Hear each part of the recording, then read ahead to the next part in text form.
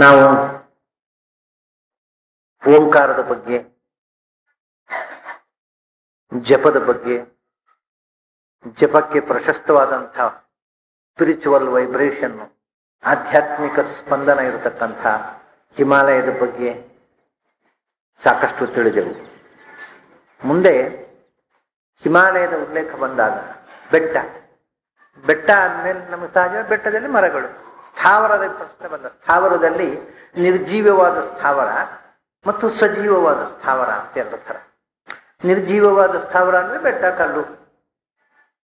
ಅದರ ಭಗವದ್ಗೀತೆ ಯಾವುದೇ ಒಂದು ನಿರ್ಜೀವ ವಸ್ತುವನ್ನು ಹೇಳುವುದಿಲ್ಲ. ಭಗವದ್ಗೀತೆ ಅಂತಲ್ಲ, ಎಲ್ಲ ಅಧ್ಯಾತ್ಮ ಗ್ರಂಥಗಳು ಹಾಗೆ. ಹಿಮಾಲಯ ಅಂದ್ರೆ ಹಿಮಾಲಯ ಪರ್ವತ, ಕಲ್ಲು ಮುಳ್ಳು, ಹಿಮ ಅಷ್ಟೇ ಅಲ್ಲ, ಹಿಮಾಲಯ ಪರ್ವತದ ಅಭಿಮಾನಿ ದೇವತೆಯನ್ನು ಉಲ್ಲೇಖ ಮಾಡುತ್ತೆ. ಹಾಗಾಗಿ ಬರೀ ಜಡವನ್ನು ಉಲ್ಲೇಖ ಮಾಡುವುದೇ ಇಲ್ಲ ಯಾವ ಶಾಸ್ತ್ರವು. ಹಿಮಾಲಯ ಅಂದ್ರೆ ಹಿಮಾಲಯ ಪರ್ವತದ ದೇವತೆ ಮತ್ತು ಆ ದೇವತೆಯಿಂದ ಅಧಿಷ್ಠಿತವಾಗಿರ್ತಕ್ಕಂಥ ಜಡ ಪರ್ವತ. ಅಂತೂ ಜಡವು ಅಲ್ಲಿ ಇದೆ. ಎಂಥದ್ದು? ಸ್ಥಾವರದಲ್ಲಿ ಜಡ ಮತ್ತು ಚೇತನ ಅಂತ ಎರಡು ವಿಧ. ಹಿಮಾಲಯ ಪರ್ವತ ಅನ್ನೋದು ಸ್ಥಾವರದಲ್ಲಿ ಜಡವಾದ, ಚೇತನವೂ ಇದೆ ಸ್ಥಾವರ, ಜಂಗಮ ಸ್ಥಾವರ ಅಂತೇವೆ ನಾವು. ಅದು ಸ್ಥಾವರ ಅಂದ್ರೆ ಮರಗಳು, ಅವು ಚಲಿಸ್ತವೆ. ಯಾಕೆಂದ್ರೆ ವರ್ಟಿಕಲ್ ಆಗಿ ಚಲಿಸ್ತವೆ, ಹೊರಿಸಾಂಟಲ್ ಆಗಿ ಚಲಿಸುವುದು. ಆದ್ರಿಂದ ಚಲನೆ ಇಲ್ಲ, ಇದ್ದಲ್ಲೇ ಇರುವಂಥವುಗಳಾದ್ದರಿಂದ ಅದರ ಜೀವ ಇದೆ. ಅವುಗಳಿಗೆ ಚೇತನಗಳು, ಪ್ಲಾಂಟ್ಸ್ ಹ್ಯಾವ್ ಲೈಫ್, ಅವು ಚೇತನಗಳು, ಅವುಗಳಿಗೆ ಜೀವ ಇದೆ. ಆದರೆ ಚಲಿಸುವುದಿಲ್ಲ ನಮ್ಮಂತೆ. ಒಂದು ಊರಿಂದ ಒಂದು ಊರಿಗೆ, ಒಂದು ಕಡೆಯಿಂದ ಒಂದು ಕಡೆಗೆ ಹೋಗಲಾರು, ಇದ್ದಲ್ಲೇ ಬೆಳೀತವೆ ಅಷ್ಟೇ. ಹಾಗಾಗಿ ಸ್ಥಾವರದ ಉಲ್ಲೇಖ ಬಂದಾಗ ಸ್ಥಾವರದ ಚೇತನ, ಬೆಟ್ಟದ ಉಲ್ಲೇಖ ಬಂದಾಗ ಬೆಟ್ಟದ ಒಳಗಿರತಕ್ಕಂಥ ಮರಗಳ ಉಲ್ಲೇಖ. ನೆಕ್ಸ್ಟ್ ಬರುವಂತಹದ್ದು ವೃಕ್ಷಗಳು. ಆದ್ದರಿಂದ ಕೃಷ್ಣ ಸ್ಥಾವರದಲ್ಲಿ ಚೇತನವಾಗಿರತಕ್ಕಂಥ ಮರಗಳ ಉಲ್ಲೇಖ ತಗೊಳ್ತಾನೆ. ಅಶ್ವತ್ಥ ಸರ್ವವೃಕ್ಷಾಣ, ಮರಗಳಲ್ಲಿ ನಾನು ಅಶ್ವತ್ಥ ಮರ. ಭಾರಿ ವಿಚಿತ್ರ. ಯಾಕೆಂದ್ರೆ ಯಾತಕ್ಕೂ ಉಪಯೋಗ ಇಲ್ಲದ ಮರ ಅಂದ್ರೆ ಅಶ್ವತ್ಥ ಮರ. ಭಗವಂತ ಅದಕ್ಕೆ ಮಹತ್ವ ಕೊಡದೇ ಇರ್ತಿದ್ರೆ ನಮಗೇನೂ ಗೊತ್ತಾಗ್ತಿರ್ಲಿಲ್ಲ ಅದ್ರ ಮಹತ್ವ. ಯಾಕಂದ್ರೆ ಅದ್ರಲ್ಲಿ ಹಣ್ಣಿಲ್ಲ, ತಿನ್ನುವ ಹಣ್ಣು ಕೊಡೋಲ್ಲ. ಅದನ್ನ ಕಟ್ಟಿಗೆ ಮಾಡಿ ನಿಮಗೆ ಅಡಿಗೆ ಮಾಡ್ಲಿಕ್ಕೆ ಅಥವಾ ಅದನ್ನ ಮನೆ ಮಾಡಿಗೆ ಪಕ್ಕ ರಿಪು ಮಾಡ್ಲಿಕ್ಕೆ ಬರೋಲ್ಲ. ಮಹಾ ಕ್ಲಿಷ್ಟವಾದ ಮರ. ಆಮೇಲೆ ಇನ್ಯಾವುದಕ್ಕೆ ಕಟ್ಟಿಗೆ ಮಾಡ್ಲಿಕ್ಕೆ ಉಪಯೋಗ ಇಲ್ಲ. ಆಮೇಲೆ ಅದು ಹಣ್ಣು ಹಂಪಲು ಇಲ್ಲ, ಆಯ್ತಲ್ಲ. ಆ ಮರ ಎಲ್ಲಿ ಆದ್ರೂ ಬೆಳೆದರೆ ಅದರಿಂದ ಸುತ್ತಮುತ್ತ ಸುಮಾರು ಒಂದು 100-200, ಕನಿಷ್ಠ ಒಂದು 200 ಅಡಿ 300 ಅಡಿ ದೂರದವರೆಗೆ ಏನು ಕಟ್ಟಡ ಕಟ್ಟಿದ್ರು ಅದ್ರ ಪಂಚಾಂಗ ಸಮೇತ ಕಿತ್ತಾಗುತ್ತದೆ. ಅಷ್ಟು ಬೇರಿನ ಕಾಟ. ಹಾಗಾಗಿ ಉಪಯೋಗ ಇಲ್ಲದ ಮತ್ತು ಉಪದ್ರವ ಇರುವ ಒಂದು ಮರ ಸಾಮಾನ್ಯ ಜನರ ದೃಷ್ಟಿಯಲ್ಲಿ ಅಶ್ವತ್ಥ. ಯಾವ ಉಪಯೋಗವೂ ಇಲ್ಲ ಅದರಿಂದ, ಹಣ್ಣು ಗಿಣ್ಣು ಏನೂ ಕೊಡೋಲ್ಲ. ಇನ್ನು ಅಷ್ಟೇ ಅಲ್ಲ, ಬೇರೆ ಮರಗಳು ನಾವು ಅದನ್ನ ತಂದು ನಟ್ಟು ಗೊಬ್ಬರ ಹಾಕಿ ನೀರು ಹಾಕಿ ಏನೇನೋ ಒದ್ದಾಡಬೇಕು. ಇದೇನಿದೆ, ನಿಮ್ಮ ಮನೆ ಕಿಟಕಿ ಎಡೆಯಲ್ಲೇ ಬೆಳೆದು ಬಿಡುತ್ತೆ. ಗೋಡೆ ಪಾಗಾರದಲ್ಲೂ, ಗೋಡೆಯಲ್ಲಿ, ಕಿಟಕಿ ಎಡೆಯಲ್ಲಿ, ಕಾಂಕ್ರೀಟ್ ಸ್ಲ್ಯಾಬಿನ ಮೇಲೆ ಎಲ್ಲಿ ಬೇಕಂದ್ರೆ ಅಲ್ಲಿ ಸ್ವಚ್ಛ ಬೆಳೆದು ಬಿಡುತ್ತೆ. ಅದು ಅಷ್ಟು ಕಾಟ ಕೊಡುವಂತಹ ಒಂದು ಮರ ಅಂತ ಸಾಮಾನ್ಯ ಜನರಿಗೆ ಇರುವ ಕಲ್ಪನೆ. ಕೃಷ್ಣ ಹೇಳ್ತಾನೆ, ವೃಕ್ಷಗಳ ಸಮುದಾಯದಲ್ಲಿ ಶ್ರೇಷ್ಠವಾದ ವೃಕ್ಷ ಅಶ್ವತ್ಥ. ಇದು ಯಾಕೆ ಅನ್ನೋದು ಕೃಷ್ಣ ಹೇಳದೇ ಇದ್ರೆ ಯಾರಿಗೂ ತಿಳಿತಿರ್ಲಿಲ್ಲ. ಕೃಷ್ಣ ಹೇಳಿದ ಮೇಲೂ ತಿಳಿಯಲಿಲ್ಲ ಬಹಳ ಜನರಿಗೆ. ಕೃಷ್ಣ ಹೇಳಿದ್ದೆಲ್ಲ ತಿಳಿದಿದ್ರೆ ಜಗತ್ತು ಹೀಗಿರ್ತಿತ್ತ. ಈಗ ಕೃಷ್ಣ ಹೇಳಿದ್ರು ಸುಲಭ ತಿಳಿಯೋಲ್ಲ. ಅಶ್ವತ್ಥ ಅನ್ನೋದು ಅದೊಂದು ವೀಡಿನ ಜಾತಿಗೆ ಸೇರಿಬಿಟ್ಟಿದೆ ಇವತ್ತು ಕೂಡ. ಅದು ಯಾರು ಮನೆ ತೋಟದಲ್ಲಿ ನಡೋಲ್ಲ. ಬಹಳ ಅಂದ್ರೆ ಅಶ್ವತ್ಥ ಮರ ನಟ್ರೆ ಪುಣ್ಯ ಅಂತ ಎಲ್ಲ ದೂರದಲ್ಲಿ ನಡ್ತಾರೆ. ಆಮೇಲೆ ಅದಕ್ಕೇನೋ ಇನ್ನೊಂದು ಯಾವುದೋ ಒಂದು ಮರದ ಒಟ್ಟಿಗೆ ಮದುವೆ ಮಾಡಿ ಏನೋ ಮಹಾಪುಣ್ಯ ಕಾರ್ಯ ಮಾಡಿದೆವು, ಏನು ಸ್ವರ್ಗದಲ್ಲಿ ಟಿಕೆಟ್ ರಿಸರ್ವೇಶನ್ ಆಯ್ತು ಅಂತ ತಿಳ್ಕೊಂಡು ಬದುಕುತ್ತಾರೆ ಕೆಲವು ಪ್ರಾಣಿಗಳು. ಅಷ್ಟೇ ಹೊರತು ಅದಕ್ಕಿಂತ ಹೆಚ್ಚು ಏನೂ ಅಶ್ವತ್ಥದ ಮಹತ್ವ ಗೊತ್ತಿಲ್ಲ. ಕೃಷ್ಣ ಹೇಳ್ತಾನೆ ಮರಗಳಲ್ಲೇ ಅತ್ಯಂತ ಶ್ರೇಷ್ಠವಾದ ಮರ ಅಂತ. ಚಿತ್ರ ನೋಡಿ. ಆದ್ದರಿಂದಲೇ ಹಿಂದೆ ಯಜ್ಞಯಾಗಗಳಲ್ಲಿ ಮಾತ್ರ ಅಶ್ವತ್ಥದ ವಿಶಿಷ್ಟ ಉಪಯೋಗವನ್ನು ನಾವು ನೋಡ್ತೇವೆ. ಅಶ್ವತ್ಥದ ಸಮಿತಿ. ಆಮೇಲೆ ಅಗ್ನಿಮಥನ ಮಾಡಲಿಕ್ಕೆ ಅರಣಿ ಕಾಷ್ಠ, ಶಮಿ ಮತ್ತು ಅರಣಿ. ಹಿಂದೆ ಮಥನ ಮಾಡಿ, ಅರಣಿ ಅಂದರೆ ಅರಳಿ ಮರ, ಅಶ್ವತ್ಥದ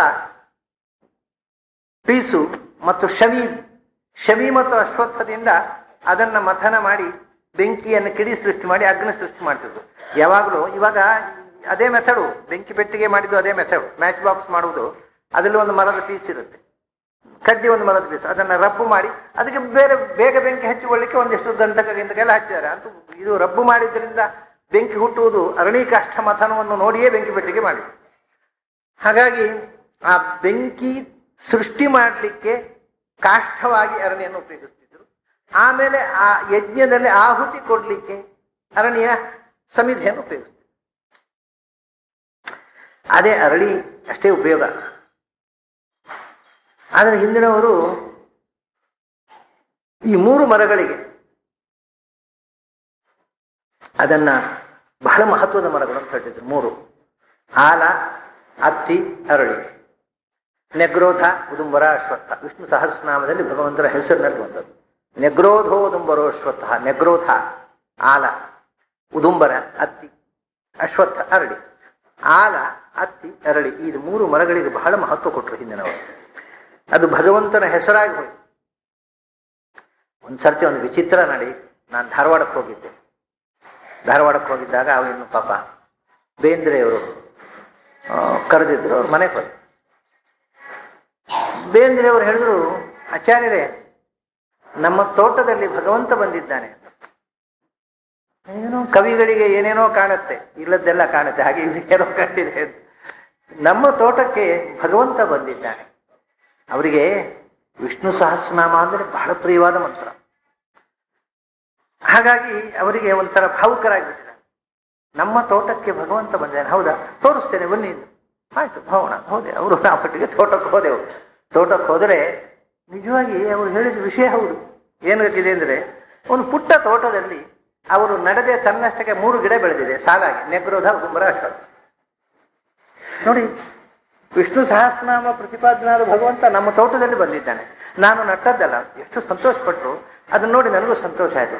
ಅದನ್ನ ನೋಡಿ ಸಂತೋಷ ಪಡೋ ಭಾಗ್ಯ ಎಷ್ಟು ಜನರಿಗಿದೆ. ಏನೋ ಕಳೆ ಗಿಡ ಬೆಳೆದಿದೆ, ಅದೇನು ದೊಡ್ಡ ಸಂಗತಿ ಅಂತ. ಅದನ್ನ ಅರ್ಥ ಬೇಂದ್ರೆಯವರಿಗೆ ಆಯ್ತು. ಯಾಕೆಂದ್ರೆ ಅವ್ರು ನಿತ್ಯ ವಿಷ್ಣು ಸಹಸ್ರನಾಮ ಪಾರಾಯಣ ಮಾಡುವವರು. ನಮ್ಮ ತೋಟದಲ್ಲಿ ಭಗವಂತ 3 ರೂಪದಿಂದ ಬಂದಿದ್ದಾರೆ ನೋಡಿ. ಇಲ್ಲಿ ನೆಗ್ರೋಧವಾಗಿ, ಇಲ್ಲಿ ಉದುಂಬರವಾಗಿ, ಇಲ್ಲಿ ಅಶ್ವತ್ಥವಾಗಿ. ನಾನು ನಟ್ಟದ್ದಲ್ಲ ಆಚಾರ್ಯ, ತನ್ನಷ್ಟಕ್ಕೆ ಭಗವಂತ ಮೂಡಿ ಬಂದ. ಇದು ಭಾವುಕತೆ ಇದ್ದವರಿಗೆ ಮಾತ್ರ ಇಂಥ ಸಂಗತಿಗಳು ಹೊಳೆಯುತ್ತ.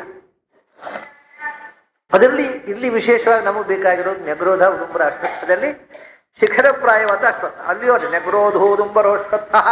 ಕೊನೆಗೆ ಹೇಳಿದ್ದು ಉದುಂಬರ, ನೆಗ್ರೋಧ ಆದ್ಮೇಲೆ ಕೊನೆಗೆ ಅಶ್ವತ್ಥ ಅನ್ನೋದು ಶಿಖರಪ್ರಾಯ. ಹಿಂದೆ ಅದನ್ನ ಸಮಿಧಿಯಾಗಿ ಬಳಸ್ತಿತ್ತು. ಸಮಿಧಿಯಾಗಿ ಬಳಸಿ ಆ ಅಗ್ನಿಯಲ್ಲಿ ಒಂದು ಶಕ್ತಿ ನಿಷ್ಪತ್ತಿ. ಅದನ್ನ ಏನಾಯ್ತು ಈಗ,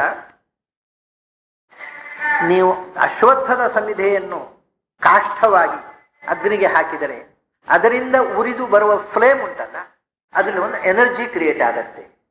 ಇದು ಹಿಂದಿನವರು ಕಂಡುಕೊಂಡ ಸತ್ಯ. ಎನರ್ಜಿ ಯಾವಾಗಲೂ ನಮಗೆ ಎನರ್ಜಿ ಅನ್ನೋದು ಕಲರ್ನ ರೂಪದಲ್ಲಿ ನಮ್ಮ ಕಣ್ಣಿಗೆ ಕಾಣಿಸಿ. ಇವಾಗ ನಿಮ್ಮ ಮನೆಯ ತೋಟದಲ್ಲಿ ಕ್ರೋಟನ್ ಗಿಡ ನಡ್ರಿ. ಆ ಕ್ರೋಟನ್ ಗಿಡ ನಟ್ರೆ ಅದು ಸೂರ್ಯಪ್ರಕಾಶ ಬೀಳುವಲ್ಲಿ ನಡ್ರಿ, ಬಣ್ಣ ಬಣ್ಣದ ಎಲೆ ಮೂಡುತ್ತೆ. ಅದು ಅವಾಗ ಲೀವ್ಸ್ ಆರ್ ಕಲರ್ಫುಲ್. ಯಾಕೆಂದ್ರೆ ಸೂರ್ಯನ 7 ಬಣ್ಣಗಳಿವೆಯಲ್ಲ, ಅವು ಇದರಲ್ಲಿ ಸೇರಿಕೊಂಡು ಇಲ್ಲಿ ಬಣ್ಣವಾಗಿ ರೂಪಾಂತರಗೊಳ್ಳುತ್ತದೆ. ಎನರ್ಜಿ ಟ್ರಾನ್ಸ್ಫಾರ್ಮ್ ಆಗುವುದು. ಅದು ಎನರ್ಜಿ ಎಲೆಗಳು ಹೀರಿಕೊಂಡಾಗ ಆ ಎನರ್ಜಿಯನ್ನ ಅವುಗಳಲ್ಲಿ ಬಣ್ಣಗಳು ಮೂಡ್ತವೆ. ಅದೇ ನೀವು ನಿಮ್ಮ ಮನೆಯೊಳಗೆ ಕ್ಲೋಸ್ಡ್ ಸೂರ್ಯಪ್ರಕಾಶ ಬೀಳದಲ್ಲಿ ಅದೇ ಗಿಡ ನಡ್ರಿ, ಏನಿಲ್ಲ, ಬರೀ ಹಸಿರು, ಬಣ್ಣವೇ ಬರೋದು. ಕ್ರೋಟನ್ ನಲ್ಲಿ ಬಣ್ಣ ಇಲ್ಲದ ಕ್ರೋಟನ್ ಗಿಡ ಆಗುತ್ತೆ, ಮನೆ ಒಳಗೆ ಇಟ್ಟರೆ ಬಣ್ಣ ಹುಟ್ಟೋದು. ಹಾಗಾದ್ರೆ ಸೂರ್ಯನ ಪ್ರಕಾಶದಿಂದ ಆ ಎನರ್ಜಿಯನ್ನ ಅದು ತಾನು ಸ್ವೀಕಾರ ಮಾಡಿ ಅದು ಮತ್ತೆ ಆ ಬಣ್ಣಗಳನ್ನು ತನ್ನ ಎಲೆಗಳಲ್ಲಿ ಮೂಡಿಸುತ್ತೆ. ಸೊ ಎನರ್ಜಿಯನ್ನು, ಬಣ್ಣಗಳು ಎನರ್ಜಿಯನ್ನ ರೆಪ್ರೆಸೆಂಟ್ ಮಾಡ್ತವೆ. ಅದೇ ಬಣ್ಣಗಳು ಅಗ್ನಿಯಲ್ಲೂ ಉಂಟು ನೋಡಿ. ಅಗ್ನಿಯಲ್ಲೂ there are 7 flames, there are 7 colors in the flames of fire. ಬೆಂಕಿಯಲ್ಲಿ 7 ಬಣ್ಣದ ಫ್ಲೇಮ್ಸ್ ಅನ್ನು ಇಂದ ಕಾಳಿ, ಕರಾಳಿ ಚ ಮನೋಜವಾಚ ಸುಲೋಹಿತ ಆಯಾಚ ಸುಧೂಮ್ರವರ್ಣ. ಅಲ್ಲೇ ಅದು ಹೆಸರು ಬಿಡಿ, ಆ ಹೆಸರು 7 ಬಣ್ಣಗಳು ಇದೇ ರೀತಿ. ಸೂರ್ಯನಲ್ಲಿ ಏನು ಬಣ್ಣಗಳಿದೆ, ಸ್ಫುಲಿಂಗಿನಿ ವಿಶ್ವರುಚೀಚ ದೇವಿ ಅಂತ ಅದಕ್ಕೆ ಹೆಸರು. ಕಾಳಿ, ಕರಾಳಿ, ಮನೋಜವ, ಸುಲೋಹಿತ, ಸುಧೂಮ್ರವರ್ಣ, ಸ್ಫುಲಿಂಗಿನಿ, ವಿಶ್ವರುಚಿ ಅಂತ 7 ಫ್ಲೇಮ್ಸ್ಗೆ 7 ಹೆಸರು ಕೊಟ್ಟಿದ್ದಾರೆ. ಬೇರೆ ಹೆಸರುಗಳು ಇವೆ. ಇದು ಒಂದು ಉಪನಿಷತ್ತಲ್ಲಿ ಬಂದದ್ದು. ಬೇರೆ 7 ಹೆಸರು, ಬೇರೆ ಬೇರೆ ಹೆಸರುಗಳು ಕೊಟ್ಟಿದ್ದಾರೆ. ಅವು ಎಲ್ಲವೂ ಬಣ್ಣಗಳ ಭೇದದಿಂದ ಬಂದ ಹೆಸರು. So there are 7 colours in the flames of fire. So ಅದು ಏನದು? ಅದು ಎನರ್ಜಿ. ಎನರ್ಜಿ ಅಲ್ಲಿ ಒಂದೊಂದು ಫ್ಲೇಮ್ಸ್ ಅನ್ನು ನೀವು ಅಬ್ಸರ್ವ್ ಮಾಡ್ತಾ ಇದ್ರೆ ಕೆಂಪು ಇರ್ತದೆ, ಆರೆಂಜ್, ನೀಲವಾದ ಕಲರು, ಹಸಿರು ಕಲರು. ಬೆಂಕಿಯ ಫ್ಲೇಮ್ಸ್ ನಲ್ಲಿ ಬಣ್ಣಗಳನ್ನು ನೋಡ್ತಾ ಇದ್ರೆ ಆನಂದವಾಗಿ ಅದನ್ನು ಅಬ್ಸರ್ವ್ ಮಾಡ್ಬೋದು. ಹಿಂದಿನವರು ಯಾಗ ಮಾಡುವಾಗ ಮೊದಲು ಆ ಬಣ್ಣಗಳನ್ನು ಅಬ್ಸರ್ವ್ ಮಾಡ್ತಿದ್ರು. ಸುಮ್ಮನೆ ಭೂ ಸ್ವಾಹ ಅಗ್ನೇಯದನ್ನಮಮ, ಭುವ ಸ್ವಾಹ ವಾಯುವೇದನ್ನಮಮ, ಸುವಸ್ವಾಹ ಸೂರ್ಯಾಯೇದನ್ನಮಮ, ಭೂರ್ಭುವ ಸುವಸ್ವಾಹ ಪ್ರಜಾಪತಯ ಇದನ್ನಮಮ. 4 ಸರ್ತಿ ತುಪ್ಪ ಅದು ಕೂಡ ಭರ್ರ ಅಂತ ಹಿಡ್ಕೊಳ್ಳೋದು. ಹಿಡ್ಕೊಂಡು ಫ್ಲೇಮ್ಸ್ ಕೊಡೋದು. ಆ ಫ್ಲೇಮ್ಸ್ ಅನ್ನು ನೋಡ್ತಾ ಕೊಡೋದು. ಇದು ಯಜ್ಞ. ಫ್ಲೇಮ್ಸ್ ಅನ್ನು ನೋಡ್ತಾ ಕೊಡೋದು. ನೀವು ನೋಡ್ತಾ ಇದ್ರೆ ಅದು ಭಗ ಭಗ ಉರಿಬೇಕು. ಆ ತುಪ್ಪ ಹಾಕಿದ್ರೆ ಉರಿದಾಗ ಒಳ್ಳೆ ಕಾಷ್ಟ ಒಣಗಿದ ಕಟ್ಟಿಗೆ ತುಪ್ಪ ಬಿದ್ದು ಅದು ಉರಿಯುವಾಗ ನೀವು ಅಬ್ಸರ್ವ್ ಮಾಡಿ, ಒಂದೊಂದು ಫ್ಲೇಮ್ನಲ್ಲಿ ಒಂದೊಂದು ಕಲರ್ ಕಾಣಲು ಶುರುವಾಗುತ್ತೆ. ರೆಡ್ ಫ್ಲೇಮ್ಸ್ ಇರ್ತವೆ, green flames, violet flames, orange flames, yellow flames ಎಲ್ಲ ಆ ಇಂಡಿಗೋ ಎಲ್ಲ ಕಲರ್ಗಳು, 7 ಬಣ್ಣಗಳು ಕೂಡ ಬೆಂಕಿಯಲ್ಲಿ ಕಾಣ್ತವೆ. ಬೆಂಕಿಯಲ್ಲಿ ಯಾವಾಗ ನೀವು 7 ಲೀಲಾಯಮಾನ ಇತಿ ಸಪ್ತಜಿಹ್ವಾಹ 7 ಕಲರುಗಳನ್ನು ಕಂಡಿರೋ ಆಮೇಲೆ ಯಜ್ಞ ಶುರು ಮಾಡಿ. ಮೊದಲೇ ಹೊಗೆ ಆಡುವಾಗ ಆಹುತಿ ಕೊಡುವುದಲ್ಲ, ಮತ್ತು ಸೂರ್ಯೋದಯ ಆಗದೆ ಆಹುತಿ ಕೊಡಬೇಡಿ. ಯಾಕೆಂದ್ರೆ ಈ 7 ಕಲರ್ನಲ್ಲಿ ಇರತಕ್ಕಂಥ ಎನರ್ಜಿ ಅದು ಇಲ್ಲಿಂದ ಟ್ರಾನ್ಸ್ಫಾರ್ಮ್ ಆಗಿ ಸೂರ್ಯನ ಎನರ್ಜಿಯಲ್ಲಿ ಸಂಕ್ರಾಂತ ಆಗಬೇಕು, ಅಟ್ಮಾಸ್ಫಿಯರ್ಗೆ ಸೇರ್ಬೇಕು. ಸೇರ್ಬೇಕಾಗಿದ್ದರೆ ಸೂರ್ಯನ ಕಿರಣಗಳು ಭೂಮಿಗೆ ಬಿದ್ದಿರ್ಬೇಕು.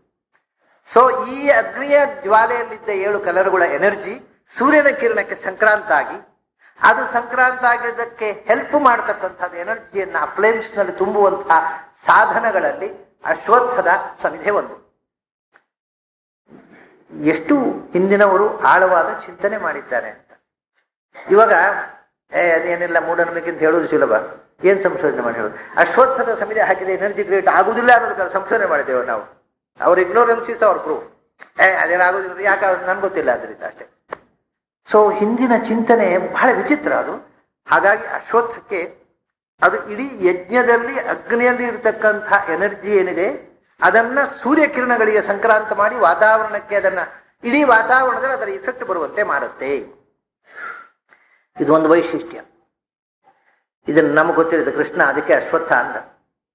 ಅದೇ ಅದರ ಬದಲು ಸುಮ್ಮನೆ ಇನ್ಯಾವುದೋ ಇರುತ್ತಲ್ಲ, ಇಲ್ಲಿ ಈಗ ಫಾರಿನ್ನಿಂದ ತಂದ ಮರಗಳಿದ್ದಾವೆ ಕೆಲವು, ಗೇರು ಬೀಜ, ಆಮೇಲೆ ಕ್ಯಾಶ್ಯುವರಿನಾ ಟ್ರೀ, ಕ್ಯಾಶುನಟ್ ಟ್ರೀ, ಅವೆಲ್ಲ ಇಂಡಿಯನ್ ಟ್ರೀಸ್ ಅಲ್ಲ.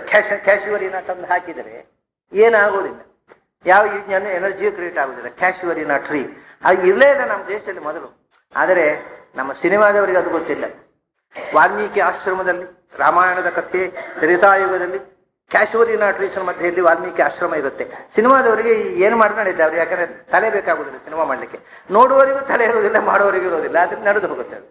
ನೋಡೋರಿಗೆ ತಲೆ ಇದ್ದವರು ನೋಡೋಲ್ಲ, ಅದನ್ನ ಸಖ್ಯ ಪಡ್ತಾರೆ. ಈ ಕಣ್ಕಂಡ್ಬಿಟ್ಟು ನೋಡ್ಕೊಂಡು ಕೂತ್ಕೊಳ್ತಾರಲ್ಲ, ಅಂದ್ರೆ ಅವರಿಗೆ ಕಣ್ಣಿದ್ದಷ್ಟು ಪರಿಮಾಣದಲ್ಲಿ ತಲೆ ಇರೋಲ್ಲ, ಹಾಗಾಗಿ ಕಣ್ಕಂಡ್ಬಿಟ್ಟು ನೋಡ್ತಾ ಇರ್ತಾರೆ ಸಿನಿಮಾವನ್ನು. ಅದು ಏನ್ ನ್ಯೂಸೆನ್ಸ್ ಇದ್ರು ಆನಂದ, ಎಂಜಾಯ್ಮೆಂಟ್. ಕಣ್ಣಲ್ಲಿ ಧಾರಾಕಾರವಾಗಿ ನೀರು ಶುರುವಾಗುತ್ತೆ, ಆನಂದವೋ ಆನಂದ, ಬ್ರಹ್ಮಾನಂದ. ಹೀಗೆ ಏನಾಗಿದೆ, ಎನರ್ಜಿ ಕ್ರಿಯೇಟ್ ಆಗತ್ತೆ. ಇದು ಒಂದು ಸಂಗತಿ ಅಶ್ವತ್ಥ. ಇನ್ನೊಂದು ವಿಶೇಷ ಏನು ಗೊತ್ತುಂಟ ಅಶ್ವತ್ಥದ್ದು? ಅದನ್ನ ಇವತ್ತು ಅಶ್ವತ್ಥದಲ್ಲಿ ವಿಷ್ಣು, ಶಿವ, ಬ್ರಹ್ಮ ಎಲ್ಲ ದೇವತೆಗಳು ಅದು ಕಾಂಡದಿಂದ ತುದಿ ತನಕ ತುಂಬಿದ್ದಾರೆ, ಬುಡದಿಂದ ಅಂತ ಎಲ್ಲ ಶ್ಲೋಕಗಳನ್ನು ಹೇಳಿ ಪ್ರದಕ್ಷಿಣೆ ಬರ್ತಾರೆ. ಎಲ್ಲಿ ತನಕ ಅಂದ್ರೆ ನಮ್ಮ ಜ್ಯೋತಿಷಿಗಳು ಮಕ್ಕಳಾಗದೆ ಇದ್ರೆ ಅಶ್ವತ್ಥ ಪ್ರದಕ್ಷಿಣೆ ಬರ್ರಿ ಅಂತ ಹೇಳೋದು ಉಂಟು. ಇದೆಲ್ಲ ಸಾಮಾನ್ಯ ನಮ್ಮ ಜನ ಏನ್ ತಿಳ್ಕೊಂಡ್ರು, ಬ್ರಿಟಿಷರು ನಮಗೆ ಇಂಗ್ಲಿಷ್ ಕಲಿಸಿದ ಮೇಲೆ ಇವೆಲ್ಲ ಮೂಢನಂಬಿಕೆ ಅನ್ನೋ ಒಂದು ಕಲ್ಪನೆ ಬಂತು. ಯಾಕೆಂದ್ರೆ ನಮ್ಮ ತಲೆಯಲ್ಲಿ ಮೂಢನಂಬಿಕೆ ತುಂಬಿದವರೇ ಬ್ರಿಟಿಷರು. ಆದ್ರಿಂದ ಅವರೇನು ಮಾಡಿದ್ರು, ಅವ್ರು ಏನ್ ಕಲಿಸಿದ್ದಾರೆ ಅದು ಅಲ್ಲ, ಅದು ಬಿಟ್ಟು ಉಳಿದದ್ದೆಲ್ಲ ಮೂಢನಂಬಿಕೆ ಅಂತ ನಮ್ಮ ಮಕ್ಕಳ ತಲೆಗೆ ತುಂಬಿದ್ರು. ಅವರು ತುಂಬಿದ್ದೇನು, ನಮ್ಮ ಪ್ರೊಫೆಸರ್ಗಳೇ ತುಂಬೋದು. ಅವರು ನಮ್ಮ ಪ್ರೊಫೆಸರ್ಗಳಿಗೆ ತುಂಬಿದ್ರು, ಇವರು ತಮ್ಮ ಮೂಢನಂಬಿಕೆ ಅಂತ ಮಕ್ಕಳ ತಲೆಗೆ ತುಂಬುತ್ತಾ ಇದ್ದಾರೆ ಅಷ್ಟೇ. ಅಂದ್ರೆ ಒಟ್ಟು ಅಜ್ಞಾನ ಸ್ಪ್ರೆಡ್ ಆಗ್ತಾ, ಅಜ್ಞಾನದ ಪ್ರಚಾರಕ್ಕೆ ಯೂನಿವರ್ಸಿಟಿಗಳು, educational institutions are contributing their level best ಅಷ್ಟೇ. ಅವರಿಗೆ ಯಥಾಶಕ್ತಿ ಅಜ್ಞಾನದ ಪ್ರಸಾರಕ್ಕೆ ಕೆಲಸ ಮಾಡ್ತಾ ಇದ್ದಾವೆ ನಮ್ಮ ಶಿಕ್ಷಣ ಸಂಸ್ಥೆಗಳು. ಅದರಲ್ಲಿ ಜಗಳ ಎಷ್ಟು ಪರ್ಸೆಂಟ್ ಅಜ್ಞಾನ ಪ್ರಸಾರ ನಮ್ಮಿಂದ ಆಗಬೇಕು? 50%, 25%, 75% ಅಷ್ಟೇ ಜ್ಞಾನ ಪ್ರಸಾರ. ಅಜ್ಞಾನ ಪ್ರಸಾರ ಎಷ್ಟು ಪರ್ಸೆಂಟ್ ನಮ್ಮ ಪಾಲನದಿರ್ಬೇಕು ಅನ್ನೋ ಜಗಳ ಅಷ್ಟೇ. ಅದು ಎಷ್ಟು ಪರ್ಸೆಂಟ್ ಆದರೂ ಆಗೋದು ಅಜ್ಞಾನ ಪ್ರಸಾರ. ಜ್ಞಾನ ಅಂತೂ ಯೂನಿವರ್ಸಿಟಿಯ ಕ್ಯಾಂಪಸ್ನ ಒಳಗೆ ಬರೋದು. ಆದರೆ ಅಜ್ಞಾನ ಪ್ರಸಾರದಲ್ಲಿ ನಮ್ಮ ಶಾಲೆ ಎಷ್ಟಿರಬೇಕು ಅಂತ ಅನ್ನೋದು ಜಗಳ ಅಷ್ಟೇ. ಯಾಕೆಂದ್ರೆ ಹೆಚ್ಚು ಅಜ್ಞಾನ ಕೊಟ್ಟರೆ ಹೆಚ್ಚು ದುಡ್ಡು ಸಿಗುತ್ತೆ ಅಂತ, ಅದು ಮುಖ್ಯ ವಿಷಯ. ಲಾಭ ಹೆಚ್ಚು ಸಿಗುತ್ತೆ, ಅದರಿಂದ ಎಷ್ಟು ಟೊಪ್ಪಿ ಹಾಕ್ಬೋದು, ನಿಮಗೆ ಎಷ್ಟು ದುಡ್ಡು ಮಾಡ್ಬೋದು ಎಜುಕೇಶನ್ ಇನ್ಸ್ಟಿಟ್ಯೂಷನ್ ಇಂದ ಅನ್ನೋದು ಮುಖ್ಯ ಆಗುತ್ತೆ. ಅಲ್ಲಿ ಜ್ಞಾನ ಅಲ್ಲ. ಇರಲಿ. ಹಾಗಾಗಿ ಅಶ್ವತ್ಥ ಪ್ರದಕ್ಷಿಣೆ ಅಂತ ಒಂದಿತ್ತು ಹಿಂದೆ. ಈಗ ವೈಜ್ಞಾನಿಕವಾಗಿ ಜನಕ್ಕೆ ತಿಳಿದು ಬಿಟ್ಟಿದೆ. ಏನು ಅಂದರೆ ಇದು ಬಹಳ ಆಶ್ಚರ್ಯದ ವಿಷಯ. ಜಗತ್ತಿನಲ್ಲಿ ಇರುವ ವೃಕ್ಷಗಳಲ್ಲೇ ಹೈಯೆಸ್ಟ್ ಆಕ್ಸಿಜನ್ ಸಪ್ಲೈ ಮಾಡುವ ಮರ ಅಶ್ವತ್ಥ. ಹಾಗಾದ್ರೆ ಅಶ್ವತ್ಥ ನಮಗೆ ಮರದಿಂದ ಆಕ್ಸಿಜನ್ ಸಪ್ಲೈ ಆಗಬೇಕು. ನಾವು ಉಸಿರಾಡುವುದೇ ಆಕ್ಸಿಜನ್ ಇಂದ, ಆಕ್ಸಿಜನ್ ಕೊಡುವುದೇ ಮರಗಳು. ಮರದಲ್ಲಿ ಹೈಯೆಸ್ಟ್ ಆಕ್ಸಿಜನ್ ಕ್ರಿಯೇಟ್ ಮಾಡ್ತಕ್ಕಂಥ ಮರ ಅಶ್ವತ್ಥ ಅನ್ನೋದು ಇವತ್ತು ವೈಜ್ಞಾನಿಕವಾಗಿ ಸಿದ್ಧ ಆಗಿಬಿಟ್ಟಿದೆ. ಇದು ಕೃಷ್ಣ ಹೇಳಿದಾಗ ನಮಗೆ ನಂಬಿಕೆ ಆಗಲಿಲ್ಲ. ವಿಜ್ಞಾನಿಗಳು ಹೇಳಿದ್ಮೇಲೆ ನಂಬಬೇಕಲ್ಲ. ಕೃಷ್ಣ ಹೇಳಿದ್ದನ್ನು ನಂಬದೇ ಇದ್ದರೂ ನಡೆಯುತ್ತೆ. ವಿಜ್ಞಾನಿಗಳು ಹೇಳಿದ್ಮೇಲೆ ನಂಬದೇ ಇರ್ಲಿಕ್ಕಾಗತ್ತಾ? ವಿಜ್ಞಾನಿಗಳು ಹೇಳ್ತಾ ಇದ್ದಾರೆ ಹೈಯೆಸ್ಟ್ ಆಕ್ಸಿಜನ್ ಸಪ್ಲೈ ಮಾಡೋದು. ಅದರಿಂದ ಆಕ್ಸಿಜನ್ ಸಪ್ಲೈ ಮಾಡೋದು ಅಷ್ಟೇ ಅಲ್ಲ, ಅದನ್ನು ಇನ್ನೂ ಸಂಶೋಧನೆ ಮಾಡಿದ್ರು. ಸಂಶೋಧನೆ ಮಾಡಿ ಕೊನೆಗೆ ಎಲ್ಲಿ ತನಕ ಅಂದರೆ ಅದು ಆಕ್ಸಿಜನ್ ದೇಹದ ಒಳಕ್ಕೆ ಕಳಿಸಿ ದೇಹದಲ್ಲಿ ಪ್ರಜನನ ಶಕ್ತಿಯನ್ನು ಹೆಚ್ಚಿಸುತ್ತೆ ಅನ್ನೋದು ಈಗ ಗೊತ್ತಾಗಿದೆ. ಆದ್ದರಿಂದ ಅಶ್ವತ್ಥ ಪ್ರದಕ್ಷಿಣೆ ಬಂದರೆ ಬಂಜೆಯರು ಗರ್ಭಿಣಿಯಾಗುವ ಪಾಸಿಬಿಲಿಟಿ ಇದೆ ಅಂತ ಇವತ್ತು ವಿಜ್ಞಾನವು ಹೇಳ್ತಾರೆ. ಇದೆಲ್ಲ ಎಂದೋ ಹಿಂದಿನವರು ಹೇಳಿದ್ರು. ಹಿಂದಿನವರು ಹೇಳಿದ್ದು ಮೂಢನಂಬಿಕೆ ಆಯಿತು. ವಿಜ್ಞಾನಿಗಳು ಹೇಳಿದ ಮೂಢನಂಬಿಕೆ ಆಗೋದು ಸಾಧ್ಯ ಇಲ್ಲ ನೋಡಿ. ಅವರು ಮೂಢರಲ್ಲ. ನಮ್ಮ ಹಿಂದಿನವರೆಲ್ಲ ಮೂಢರಿದ್ರು. ಅದೇ ವಿಜ್ಞಾನಿಗಳು ಮೂಢರಾಗ್ತಾರ? ಮೂಢರಾದರೂ ವಿಜ್ಞಾನಿಗಳಾಗೋ ಸಾಧ್ಯ ಇಲ್ಲ, ವಿಜ್ಞಾನಿಗಳಾಗೋದು ಮೂಢರಾಗೋದು ಸಾಧ್ಯ ಇಲ್ಲ. ಅಷ್ಟು ಭಯಂಕರ ವಿರೋಧ ಅದು. ಗೋವು ಮತ್ತು ವ್ಯಾಘ್ರಕ್ಕೆ ಇದ್ದ ಹಾಗೆ ವಿರುದ್ಧ ಅದು. ಹಾಗಾಗಿ ಇವತ್ತು ನಮ್ಮ ಮಕ್ಕಳಲ್ಲಿ ಮೂಢನಂಬಿಕೆಯನ್ನು ತುಂಬುವವರು ವಿಜ್ಞಾನಿಗಳೇ, ಪೌರಾಣಿಕರಲ್ಲ. ಯಾಕಂದ್ರೆ ಪೌರಾಣಿಕರು ಹೇಳಿದ್ದನ್ನು ಯಾರು ನಂಬೋಲ್ಲ. ವಿಜ್ಞಾನಿಗಳು ಹೇಳಿದ ಎಲ್ಲಾ ಮೂಢನಂಬಿಕೆಗಳನ್ನ ನಮ್ಮ ವಿದ್ಯಾರ್ಥಿಗಳು ನಂಬ್ತಾರೆ. ಅಂದ್ರೆ ಇವತ್ತು ಹೈಯೆಸ್ಟ್ ಕಾಂಟ್ರಿಬ್ಯೂಷನ್ ಅಜ್ಞಾನ ಪ್ರಸಾರಕ್ಕೆ ವಿಜ್ಞಾನಿಗಳದ್ದೇ ಇರೋದು. ಅವರು ತಮ್ಮ ಮೂಢನಂಬಿಕೆಗಳನ್ನೇ ವಿದ್ಯಾರ್ಥಿಗಳಿಗೆ ತುಂಬುತ್ತಾ ಇದ್ದಾರೆ. ಇರ್ಲಿ. ಹೀಗಾಗಿ ಅಶ್ವತ್ಥ ಸರ್ವವೃಕ್ಷಾಣ ಅಂತ ಕೃಷ್ಣ ಹೇಳುವಾಗ ನಿಮಗೆ ಉಸಿರಾಡಲಿಕ್ಕೆ ಬೇಕಾದಂತ ಹೈಯೆಸ್ಟ್ ಆಕ್ಸಿಜನ್ ಕೊಡ್ತಕ್ಕಂಥ ಮರ ಅನ್ನೋದು ಕೃಷ್ಣನ ಮನಸ್ಸಿನಲ್ಲಿತ್ತು. ಆಮೇಲೆ ದೇಹದೊಳಗೆ ಗರ್ಭದೋಷ ಇದ್ದವರ ಗರ್ಭದೋಷವನ್ನು ಪರಿಹಾರ ಮಾಡಿ ಅಲ್ಲಿ ಎನರ್ಜಿ ಕ್ರಿಯೇಟ್ ಮಾಡಿ ಮಕ್ಕಳಾಗುವಂತೆ ಮಾಡುವ ಶಕ್ತಿ ಅಶ್ವತ್ಥದ ಗಾಳಿಗೆ ಇದೆ ಅಂತ ಕೃಷ್ಣ ಮನಸ್ಸಲ್ಲಿಟ್ಟು ಹೇಳಿದ. ಎಲ್ಲಕ್ಕಿಂತ ಹೆಚ್ಚು ಅಶ್ವತ್ಥದ ಸಮಿಧಿಯಿಂದ ನೀವು ಆಹುತಿ ಕೊಟ್ರೆ ಅದು ಎನರ್ಜಿ, ಅಗ್ನಿಯಲ್ಲಿ ಎನರ್ಜಿ ಕ್ರಿಯೇಟ್ ಆಗಿ ಅದು ಸೂರ್ಯನಲ್ಲಿ ಸಂಕ್ರಾಂತ ಆಗಿ ವಾತಾವರಣದಲ್ಲಿ ಎನರ್ಜಿಯಾಗಿ ಪರಿಣಾಮ ಆಗುತ್ತೆ ಹೋಮ ಮಾಡುವಾಗ. ಅಲ್ಲ, ಇದಿಷ್ಟು ವಿಷಯ ನಮಗೆ ಈಗ ಸುಮಾರಾಗಿ ತಿಳಿದರು. ಇನ್ನೇನೇನು ಸಂಗತಿಗಳಿತ್ತೋ ಕೃಷ್ಣನ ಮನಸ್ಸಲ್ಲಿ ಯಾರಿಗೂ ಗೊತ್ತು. ಅಶ್ವತ್ಥದ ವೈಶಿಷ್ಟ್ಯದಲ್ಲಿ ಈ 5000 ವರ್ಷದ ನಂತರ ತಿಳಿದದ್ದು 2-3 ಸಂಗತಿ. ಕೃಷ್ಣನ ಮನಸ್ಸಿನಲ್ಲಿ ಅವನು ಸೃಷ್ಟಿ ಮಾಡಿದವ ಏನೇನು ಶಕ್ತಿ ಇಟ್ಟಿದ್ದಾರೋ ಯಾರಿಗೂ ಗೊತ್ತು. ಇವತ್ತು ಕಷ್ಟಪಟ್ಟು ವಿಜ್ಞಾನಿಗಳು ಶೋಧನೆ ಮಾಡಿ ಮಾಡಿ ಒಂದು 2-3 ಸಂಗತಿ ಗೊತ್ತಾಗಿದೆ. ಈ 2-3 ಸಂಗತಿಯೇ ಎಕ್ಸ್ಕ್ಲೂಸಿವ್, ಜಗತ್ತಿನ ಯಾವ ವರದಲ್ಲೂ ಇಲ್ಲ. ಹಾಗಾದ್ರೆ ಕೃಷ್ಣ ಅಶ್ವತ್ಥ ಸರ್ವವೃಕ್ಷಾಣ ಅಂತ ಹೇಳಿದ್ದು ಎಷ್ಟು ಅರ್ಥಪೂರ್ಣ ಅನ್ನೋದನ್ನು ಯೋಚನೆ ಮಾಡಿ. ಅಶ್ವತ್ಥದಷ್ಟು ಆಕ್ಸಿಜನ್ ಕೊಡ್ತಕ್ಕಂಥ ಮರವೇ ಇದೆ. ಅದಕ್ಕೆ ಅಶ್ವತ್ಥ ಅಂತ ಹೆಸರು. ಅದರಲ್ಲಿ ಇರತಕ್ಕಂಥ ಭಗವಂತರಿಗೂ ಅಶ್ವತ್ಥ ಅಂತ ಹೆಸರು. ನಾನು ಅಶ್ವತ್ಥ ಶಬ್ದ ವಾಚ್ಯನಾಗಿ ಆ ಮರದಲ್ಲಿದ್ದೇನೆ, ಅದರಿಂದ ಆ ಮರಕ್ಕೆ ಅಶ್ವತ್ಥ ಅಂತ ಹೆಸರು. ಅಶ್ವತ್ಥ ಅನ್ನೋದು ಮರದ ಹೆಸರು. ಯಾಕೆಂದ್ರೆ ಆ ಮರದಲ್ಲಿರುವ ಭಗವಂತನೇ ಅಶ್ವತ್ಥ ಶಬ್ದ ವಾಚ್ಯ. ಯಾಕೆ ನಾನು ಅಶ್ವತ್ಥ? ಯಾಕೆಂದ್ರೆ ಅಶ್ವದ ಹಾಗೆ ಇದ್ದೇನೆ ನಾನು. ಅಶ್ವವತ್ ಸ್ಥಿತ ಅಶ್ವತ್ಥ. ನಾನು ಅಶ್ವದ ಹಾಗೆ ಇದ್ದೇನೆ, ಕುದುರೆ ಹಾಗೆ. ಎಲ್ಲಿ ಕುದುರೆ ಆಗಿದ್ದು? ಹಯಗ್ರೀವ.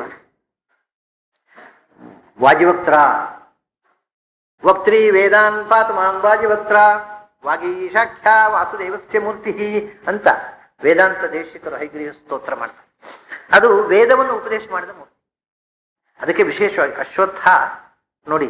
ಅಶ್ವತ್ಥ ಅದರಲ್ಲಿ ಇರತಕ್ಕಂಥ ಭಗವಂತನ ಹೆಸರು ಅಶ್ವತ್ಥ ಅಂತ. ಯಾಕೆಂದ್ರೆ ಅಶ್ವರೂಪದಿಂದ ಇದ್ದಾನೆ. ಅಶ್ವರೂಪದಿಂದ ಇರುವ ರೂಪ ಯಾವುದು ಗೊತ್ತುಂಟ? ವೇದೋಪದೇಶ ಮಾಡಿದ ರೂಪ. ಹಯಗ್ರೀವ ರೂಪದಿಂದ ವೇದಗಳನ್ನು ಉಪದೇಶ ಮಾಡಿದ್ದು ಚತುರ್ಮುಖನಿಗೆ. ಹಯಗ್ರೀವ ರೂಪದಿಂದ ವೇದವನ್ನು ಉಪದೇಶ ಮಾಡಿದ್ದು ಸೂರ್ಯಾಂತರ್ಗತನಾಗಿರತಕ್ಕಂಥ ಭಗವಂತ ಯಾಜ್ಞವಲ್ಕ್ಯ. ಸೊ ವೇದೋಪದೇಶ ಎಲ್ಲ ಹಯಗ್ರೀವ ರೂಪ. ಹಾಗಾದ್ರೆ ವೇದೋಪದೇಶ ಆದ್ದರಿಂದಲೇ ಹಿಂದಿನ ಕಾಲದ ಋಷಿಗಳು ಅಶ್ವತ್ಥ ಮರದ ಬುಡದಲ್ಲಿ ಕೂತು ವೇದ ಪಾಠ ಮಾಡಿ, ಕಾಡಿನಲ್ಲಿ ಗುರುಕುಲದಲ್ಲಿ ಅಶ್ವತ್ಥ ಮರದ ಬುಡದಲ್ಲಿ ವೇದ ಪಾಠ. ಅದು ವೇದನಾದ ಅಶ್ವತ್ಥ ಮರದ ಬುಡದಲ್ಲಿ ಆದರೆ ಅದೊಂದು ಹೆಚ್ಚು ಎನರ್ಜಿ ಬರ್ತಿತ್ತು ಅನ್ನುವಂಥ ಏನೋ ಒಂದು ಅನುಸಂಧಾನ ಇದ್ದಿರ್ಬೇಕು. ಅದಕ್ಕೆ ಅಶ್ವತ್ಥ ಶಬ್ದ ವಾಚ್ಯನಾಗಿ ನಾನು ಅಶ್ವತ್ಥ ಮರದಲ್ಲಿ. ಅಶ್ವತ್ಥ ಸರ್ವ ವೃಕ್ಷಾಣಂ. ವೃಕ್ಷ ಅಂದ್ರೆ ವ್ರಶ್ಚುಚ್ಛೇದನೆ ಅಂತ, ಅಂದ್ರೆ ಕಡಿದು ಕತ್ತರಿಸಬಹುದಾದ ಮರಗಳಿಗೆ ವೃಕ್ಷ ಅಂತ ಹೇಳು. ವೃಕ್ಷ ಅಂದ್ರೆ ನಾವು ಒಂದು ದಿವಸ ಕಡಿದದೆ ಯಾವುದನ್ನ ಕಟ್ ಮಾಡಬಹುದು. ವೃಕ್ಷ ವ್ರಶ್ಚು ಟು ಕಟ್, ಕತ್ತರಿಸಿ ತುಂಡರಿಸಲಿಕ್ಕಾಗುವಂಥದ್ದು ಅಂತ ಅರ್ಥ. ಅದನ್ನ ವೃಕ್ಷಗಳು ಅಂತ ಹೇಳ್ತಾರೆ. ಅದನ್ನೇ ಸಮಾನೇ ವೃಕ್ಷೇ ಪುರುಷೋ ನಿಮಗ್ನಃ ಅಂತ ವೃಕ್ಷ ಅಂತ ಈ ದೇಹಕ್ಕೂ ಹೇಳ್ತಾರೆ. ಯಾಕಂದ್ರೆ ಒಂದ್ ದಿವಸ ತುಂಡಾಗಿ ಬೀಳುವಂಥದ್ದು, ಕತ್ತರಿಸಿ ತುಂಡರಿಸಿ ಬೀಳುವಂಥದ್ದು, ನೆಗೆದು ಬೀಳುವಂಥದ್ದು. ಹಾಗಾಗಿ ಇದು ಒಂದು ವೃಕ್ಷ. ಆದ್ರೆ ಕನ್ನಡದಲ್ಲಿ ಬಹಳ ಒಳ್ಳೆ ಹೆಸರು ಕೊಟ್ಟಿದ್ದಾರೆ. ನಿಜವಾಗಿ ಆಶ್ಚರ್ಯ ಆಗುತ್ತೆ. ಕನ್ನಡ ಭಾಷೆ ಒಳ್ಳೆ ಫಿಲಾಸಫಿ ಗೊತ್ತಿದ್ದವರು ಕಟ್ಟಿದ ಭಾಷೆ ಇರಬೇಕು ಅದು. ಯಾಕೆಂದ್ರೆ ಅದು ಮರ, ಯಾಕೆಂದ್ರೆ ಅದು ಅಮರ ಅಲ್ಲ. ಇದು ಮರ, ಯಾಕಂದ್ರೆ ಒಂದು ದಿವಸ ಬಿದ್ದು ಹೋಗುತ್ತೆ. ಅಮರ ಅಲ್ಲ. ಯಾವುದು ಅಮರ ಅಲ್ಲವೋ ಅದು ಮರ. ಸಂಸ್ಕೃತ ಶಬ್ದ ಇದು ಮರ ಅನ್ನೋದು. ಮರಣಕ್ಕೆ ಬದ್ಧವಾದದ್ದು ಅಂತ ಅರ್ಥ ಮರ ಅಂದ್ರೆ. Beautiful word. ಮರಹ ಮ್ರಿಯತೆ ಇತಿ ಮರ. ಯಾವುದು ಸಾಯುತ್ತೋ ಅದು ಮರ. ಇದು ಸಾಯುತ್ತೆ, ಅದು ಸಾಯುತ್ತೆ. ಇದು ಮರ, ಅದು ಮರ. ಹಾಗೆ ಅಂಥ ಮರದಲ್ಲಿ ಅಶ್ವತ್ಥ ಸರ್ವ ವೃಕ್ಷಾಣ ಅಂದ ಎಲ್ಲ ವೃಕ್ಷಗಳು ಅಂತಂದ್ರೆ ಇನ್ನೊಂದು ಮುಖ ಏನಾಯ್ತು ಈಗ? ಸಮಸ್ತ ಶರೀರಗಳಲ್ಲಿ ಮರಗಳು ಅಂತ ಒಂದು ಆಯ್ತು. ಸಮಸ್ತ ಶರೀರಗಳು ವೃಕ್ಷ ಅಂದ್ರೆ ಮರಗಳು, ಶರೀರವೂ ಹೌದು. ಯೇಷೋ ಅಶ್ವತ್ಥ ಸನಾತನ ಊರ್ಧ್ವ ಮೂಲ ಅವಾಕ್ಷಾಖ ಯೇಷಃ ಅಶ್ವತ್ಥ. ಇದೊಂದು ವೃಕ್ಷ ಅಂತ ಹೇಳಿದ ಕೃಷ್ಣ. ಅವನೇ ಹೇಳಿ ಇಲ್ಲಿ ಈ ಶ್ಲೋಕ ಹೇಳಿದವನೇ ಮುಂದೆ 15ನೇ ಅಧ್ಯಾಯದಲ್ಲಿ ಹೇಳ್ತಾರೆ ಇದು ಒಂದು ವೃಕ್ಷ. ಯಾಕೆಂದ್ರೆ ಇದೊಂದು ಅಶ್ವತ್ಥ ಮರ ಅಂತ. ಯಾಕೆ? ಅಶ್ವತ್ಥ ಒಳಗೆ, ನಾನು ಅಶ್ವತ್ಥ ಶಬ್ದ ಅಚ್ಚನಾಗಿ ಒಳಗಿದ್ದೇನೆ, ಆದ್ರಿಂದ ಇದು ಒಂದು ಅಶ್ವತ್ಥ ಮರವೇ. ಅವನು ಅಶ್ವತ್ಥನಾಗಿ ಒಳಗಿದ್ರೆ ಈ ಬಾಯಿಂದ ವೇದನಾದ ಬರುತ್ತೆ. ವೇದಾವಿಷ್ಕಾರ ಮಾಡತಕ್ಕಂಥ ಭಗವಂತ ಈ ಮರದಲ್ಲಿ ಕೂತ್ರೆ ಇದು ಅಶ್ವತ್ಥ ಆಗತ್ತೆ. ಇಲ್ಲದೆ ಇದ್ರೆ ಯಾವುದೋ ವೀಡು ಅಷ್ಟೇ. ಅಶ್ವತ್ಥ ಆಗ್ಬೇಕಾಗಿದ್ರೆ ಒಳಗೆ ಅಶ್ವತ್ಥ ಕೂಡಬೇಕು. ಅಶ್ವತ್ಥ ಕೂತ್ರೆ ವೇದಾವಿಷ್ಕಾರ, ಬಾಯಲ್ಲಿ ವೇದ ವಚನ ಉಂಟಲ್ಲ, ಆ ವೇದ ಮಂತ್ರಗಳು ಅದು ಅಷ್ಟು ಸ್ವಚ್ಛವಾಗಿ ಬರಬೇಕು. ಅದಕ್ಕೆ ಅಶ್ವರೂಪದಲ್ಲಿ ಇರ್ತಕ್ಕವರು ಇಬ್ರು, ವಾಯುದೇವರು ಮತ್ತು ಭಗವಂತ. ಈ ಪ್ರಾಣ ನಾರಾಯಣರು ಅಶ್ವರೂಪದಿಂದ ಒಳಗೆ ಕೂತ್ರೆ ವೇದ ಬರುತ್ತೆ ಸ್ವಚ್ಛವಾಗಿ. ಮೊನ್ನೆ ನಾನು ಓಂಕಾರದ ಬಗ್ಗೆ ಹೇಳಿದೆ. ಪ್ರಾಣದೇವರು ಒಳ ಕೂತು ನುಡಿಸಿದರೆ ಮಾತ್ರ ಓಂಕಾರದ ನಾದ ಬರುತ್ತೆ. ಇರದಿದ್ರೆ ಹೇಳಿ ಕೂಡದೇ ಇದ್ದವರು ಓಂಕಾರ ಹೇಳಿದ ಹಾಗಾಗುತ್ತೆ ಅಂತ. ಆ ನಾದ ಒಂದು ವಿಚಿತ್ರ. ಸ್ವಲ್ಪ ಅಪಶ್ರುತಿಯಲ್ಲಿ ಬಂದರೂ ಕೂಡ ಕೇಳಲಿಕ್ಕೆ ಇಷ್ಟ ಆಗುವುದಿಲ್ಲ ಯಾವ ನಾದವು. ಈವನ್ ಮಾತು, ಸಂಗೀತ ಅಲ್ಲ, ಸಂಗೀತ ಅಪಸ್ವರದಲ್ಲಿ ಹೇಳಿದ್ರೆ ಆಯ್ತು. ಮಾತಿನಲ್ಲಿ ಶ್ರುತಿ ತಪ್ಪಿದರೆ ಅದು ಕೇಳಲಿಕ್ಕೆ ಇಷ್ಟ ಆಗುವುದಿಲ್ಲ. ಏನೋ ಏನೋ ಒಂಥರ ಆಗತ್ತೆ ಅಂತ. ಸಾಮಾನ್ಯ ಕೆಲವೊಮ್ಮೆ ಒಳ್ಳೆ ಸಂಗೀತಗಾರರದ್ದು ಕ್ಯಾಸೆಟ್ ತಗೊಳ್ತೀರಿ ನೀವು. ಆ ಕ್ಯಾಸೆಟ್ ನಲ್ಲಿ ಡಿಫೆಕ್ಟ್ ಇರುತ್ತೆ. ಅದು ಸ್ವಲ್ಪ ಹೌದೋ ಅಲ್ವೋ ಅಂತ ಒಂದು ಕೂದಲಲ್ಲಿ ಎಷ್ಟು ಅಪಸ್ವರ ಬಂದ್ಬಿಡುತ್ತೆ, ಆ ಹಾಡೆ ಕೇಳಲಿಕ್ಕೆ ಆಗುತ್ತೆ. ಅಂದ್ರೆ ಆ ಶುದ್ಧವಾದ ನಾದ ಅನ್ನೋದು ಬಹಳ ಮುಖ್ಯ. ಗ್ರಹಣ ಕಿವಿಗೆ ಆನಂದ ಕೊಡುವುದು ಶುದ್ಧವಾದ ನಾದ. ಅದು ಕೊಡಬೇಕಾಗಿದ್ರೆ ಒಳಗಿನಿಂದ ಅಶ್ವತ್ಥ ನಾಮಕನಾದ ಭಗವಂತ ಇರಬೇಕು. ಪ್ರಾಣದೇವರು ನಾರಾಯಣ ಒಳಗೆ ಕೂತ್ರೆ ಶುದ್ಧವಾದ ನಾದ ಬರುತ್ತೆ. ಇಲ್ಲದೆ ಇದ್ರೆ ಅದು ಅಪಸ್ವರ ಕೇಳಲಿಕ್ಕೆ ಆಗುದಿಲ್ಲ. ಎಷ್ಟೋ ಸಂದರ್ಭಗಳಲ್ಲಿ ಈಗ ಸ್ವರ ಹೇಗಿರ್ಬೇಕು ಅಂದ್ರೆ ಅದು ವಿಚಿತ್ರ. ಯಾವ ಸ್ವರವೂ ಕೂಡ ಅದು ಗಂಡು ಸ್ವರವೂ ಮಧುರವಾಗಿರ್ಬೋದು, ಹೆಣ್ಣು ಸ್ವರ ಅಸಹ್ಯ ಆಗಿರ್ಬೋದು, ಅಥವಾ ಹೆಣ್ಣು ಸ್ವರ ಮಧುರವಾಗಿರ್ಬೋದು. ಯಾವುದು ಈಗ ಸಾಮಾನ್ಯ ಸ್ತ್ರೀಯರ ಸ್ವರದಲ್ಲಿ ಮಾಧುರ್ಯ ಹೆಚ್ಚು ಅಂತ ಹೇಳ್ತೇವಲ್ಲ, ಹಾಗೇನು ನಿಯಮ ಇಲ್ಲ. ಅದು ಕೆಲವರು ಸ್ತ್ರೀಯರ ಸ್ವರ ಅದು ಎಷ್ಟು ಅಪಸ್ವರ ಇರುತ್ತೆ ಅಂದ್ರೆ ಅದು ಕಿವಿ ಹತ್ತಿಟ್ಕೊಳ್ಳುವ ಅಂತ ಕಾಣುತ್ತೆ ಅವ್ರು ಮಾತಾಡುವ.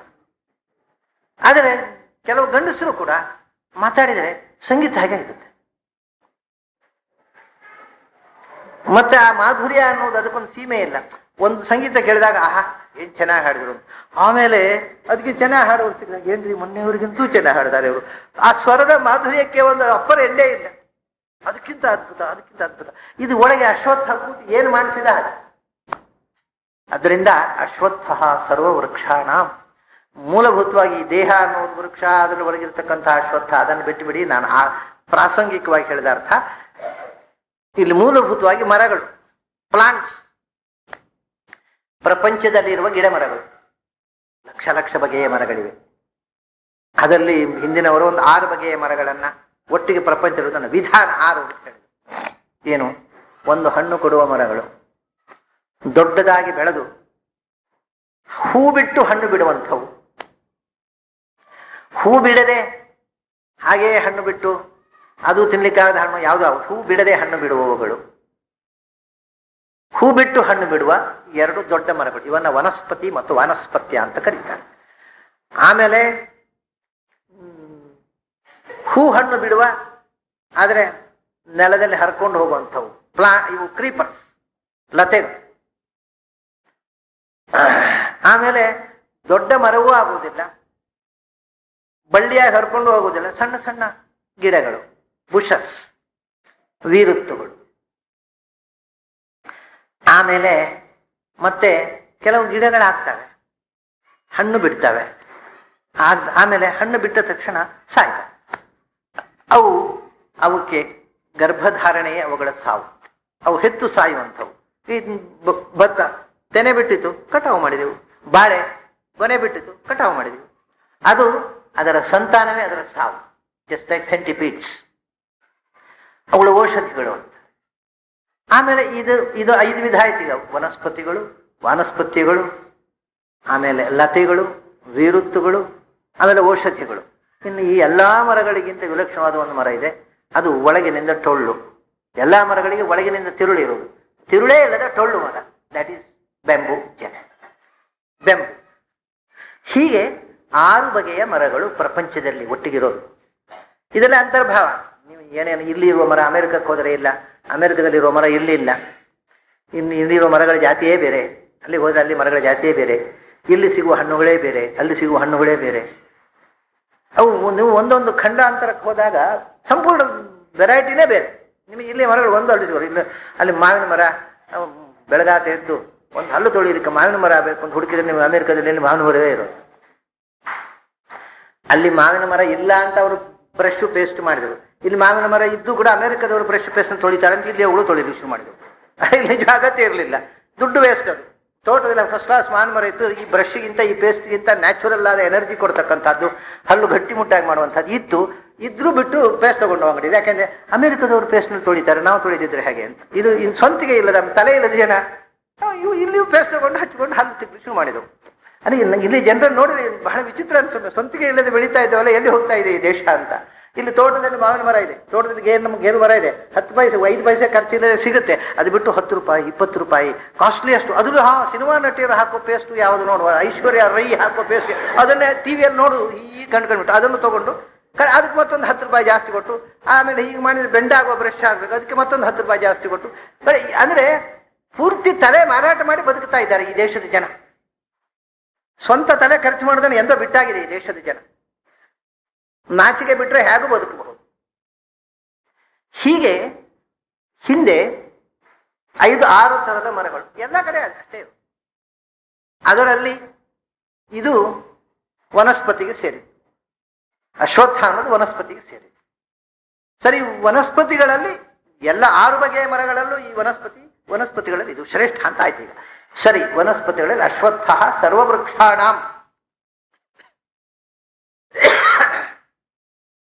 ಒಂದು ಬಗೆಯಿಂದ ಹೇಳಬೇಕಾದ ಹಿಂದೆ ಅವರು ಹೇಳಿರತಕ್ಕಂಥ ಎಲ್ಲ ಮುನಿಗಳು ತಪಸ್ಸಿಗೆ ಸಂಬಂಧಪಟ್ಟದ್ದು ಎಲ್ಲ ಹೇಳಿದ್ರಲ್ವಾ. ಹಿಂದೆ ಹೇಳಿರತಕ್ಕಂಥ ಋಷಿಗಳದ ವಿಷಯ ಬಂದಾಗ ಹಿಂದೆ ಮಹರ್ಷಿಗಳು ಬಂದಿದ್ದಾರೆ, ಅವರ ಮಂತ್ರ ಬಂದಿದೆ, ಎಲ್ಲ ಬಂದಿದೆ. ಸ್ಥಾವರ ಬಂತು. ಸ್ಥಾವರ ಬಂದ ಮೇಲೆ ಜಂಗಮ ಬರೋದು ಬೇಡ. ಜಂಗಮದಲ್ಲಿ ಖಾಲಿ ಚಕ್ರ ಕಟ್ಟಿಕೊಂಡವ ನಾರದ, ಅವನು ಬಂದ. ಸ್ಥಾವರ ಬಂದಿರೋನು ದೇವರ ಕ್ಷೀಣ ಅಂಚ ನಾರದ ಅಂತ. ಸ್ಥಾವರ ಬಂದ ಮೇಲೆ ನೆಕ್ಸ್ಟ್ ಬರ್ಬೇಕಾದ್ದು ಜಂಗಮ. ಜಂಗಮ ಅಂದ್ರೆ ಅವನಿಗೆ ಶಾಪ, ನೀನು ನಿಂತಲ್ಲಿ ನಿಲ್ಬೇಡ, ಮತ್ತೆ ನಿನಗೆ ತರಳೆ ಬುದ್ಧಿ ಜಾಸ್ತಿ ಆಗಬೇಕು, ಹೋದಲ್ಲಿ ಚಾಡಿ ತರಳೆ ಒಬ್ಬರದೊಬ್ರು ಹಿಡಿಸಿ ಹಾಕೋದೆ ನಿನ್ನ ಜಾಯಮಾನ ಆಗಲಿ ಅಂತ ದಕ್ಷಿಣದೊಂದು ಶಾಪ ಇದೆ ನಾರದನಿಗೆ. ಹಾಗಾಗಿ ಅವನು ಜಂಗಮ. ಸ್ಥಾವರದಲ್ಲಿ ಅಶ್ವತ್ಥ ಆದರೆ ಜಂಗಮಗಳಲ್ಲಿ ನಾರದ.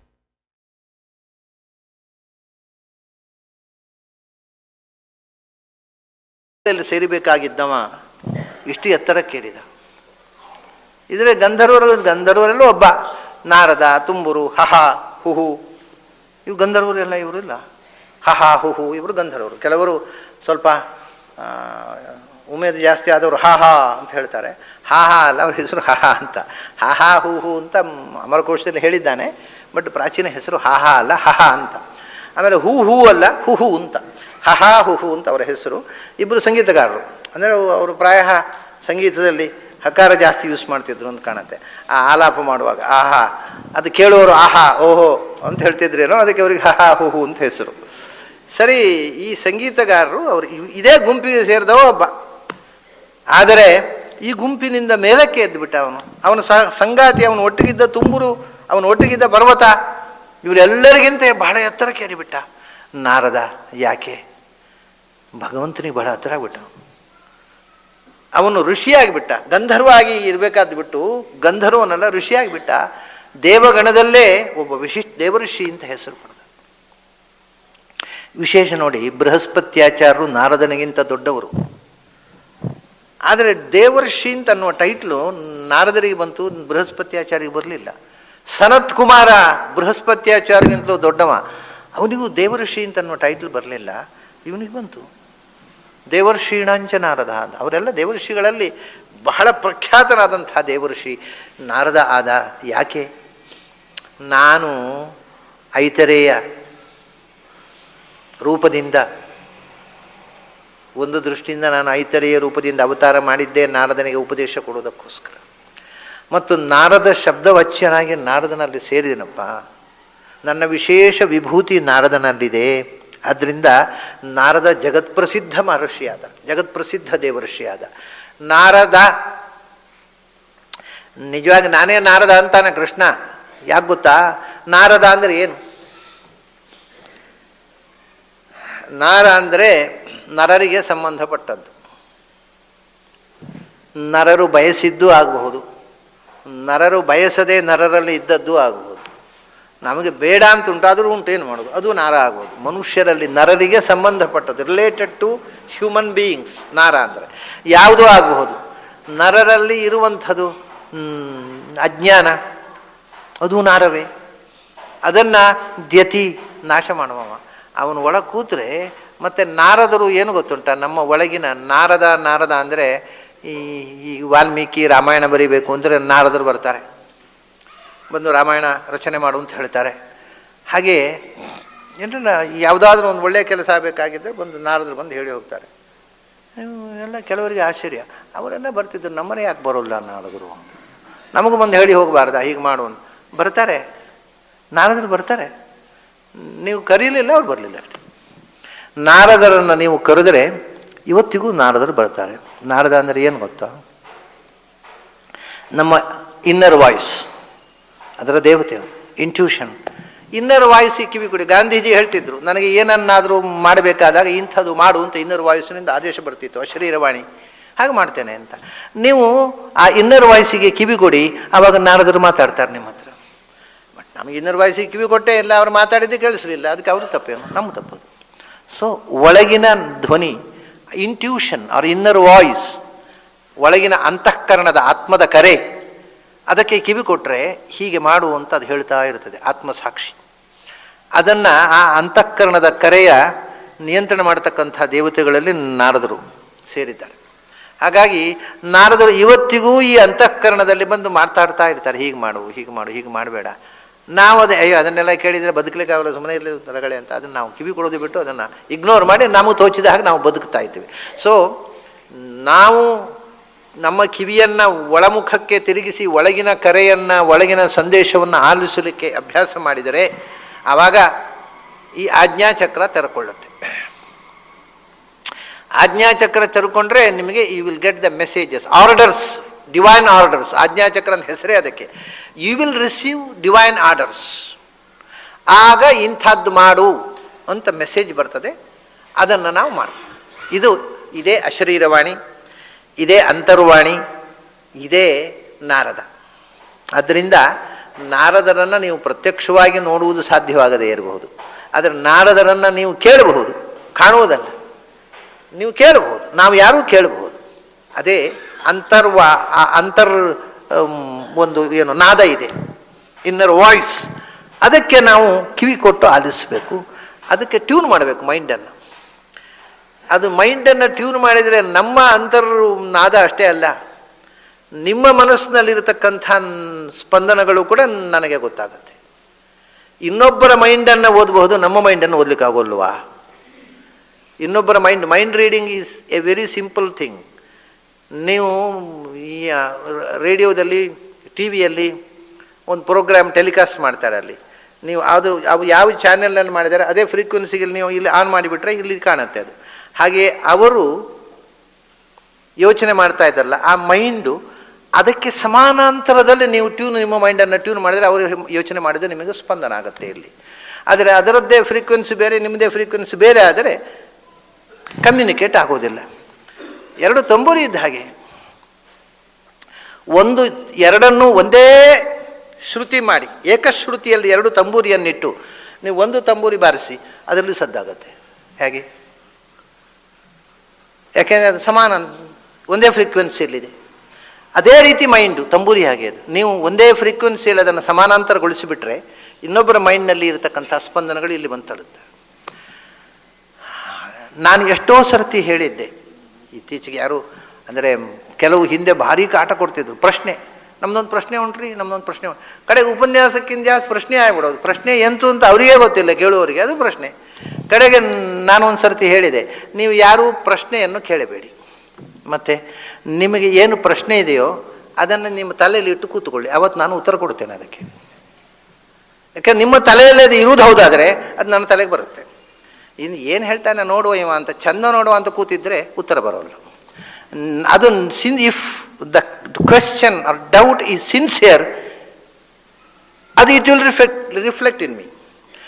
ತಕ್ಷಣ ನಾನು ಅದಕ್ಕೆ ಉತ್ತರ ಹೇಳ್ತೇನೆ. ನನಗೆ ಕೂಡಲೇ ಇಂಥವ್ರಿಗೆ ಇಂಥ ಸಂಶಯ ಬಂದಿದೆ, ಓಹೋ ಅದಕ್ಕೆ ಈಗ ಉತ್ತರ ಕೊಡಬೇಕು ಅಂತ ನನ್ನ ಮೈಂಡ್ ಹೇಳುತ್ತೆ. ನೋಡಿ, ಈ ಡೌಟ್ನಲ್ಲಿ ಕೂತಿದ್ದಾರೆ, ಹೇಳು ಇದಕ್ಕೆ ಉತ್ತರ ಅಂತ.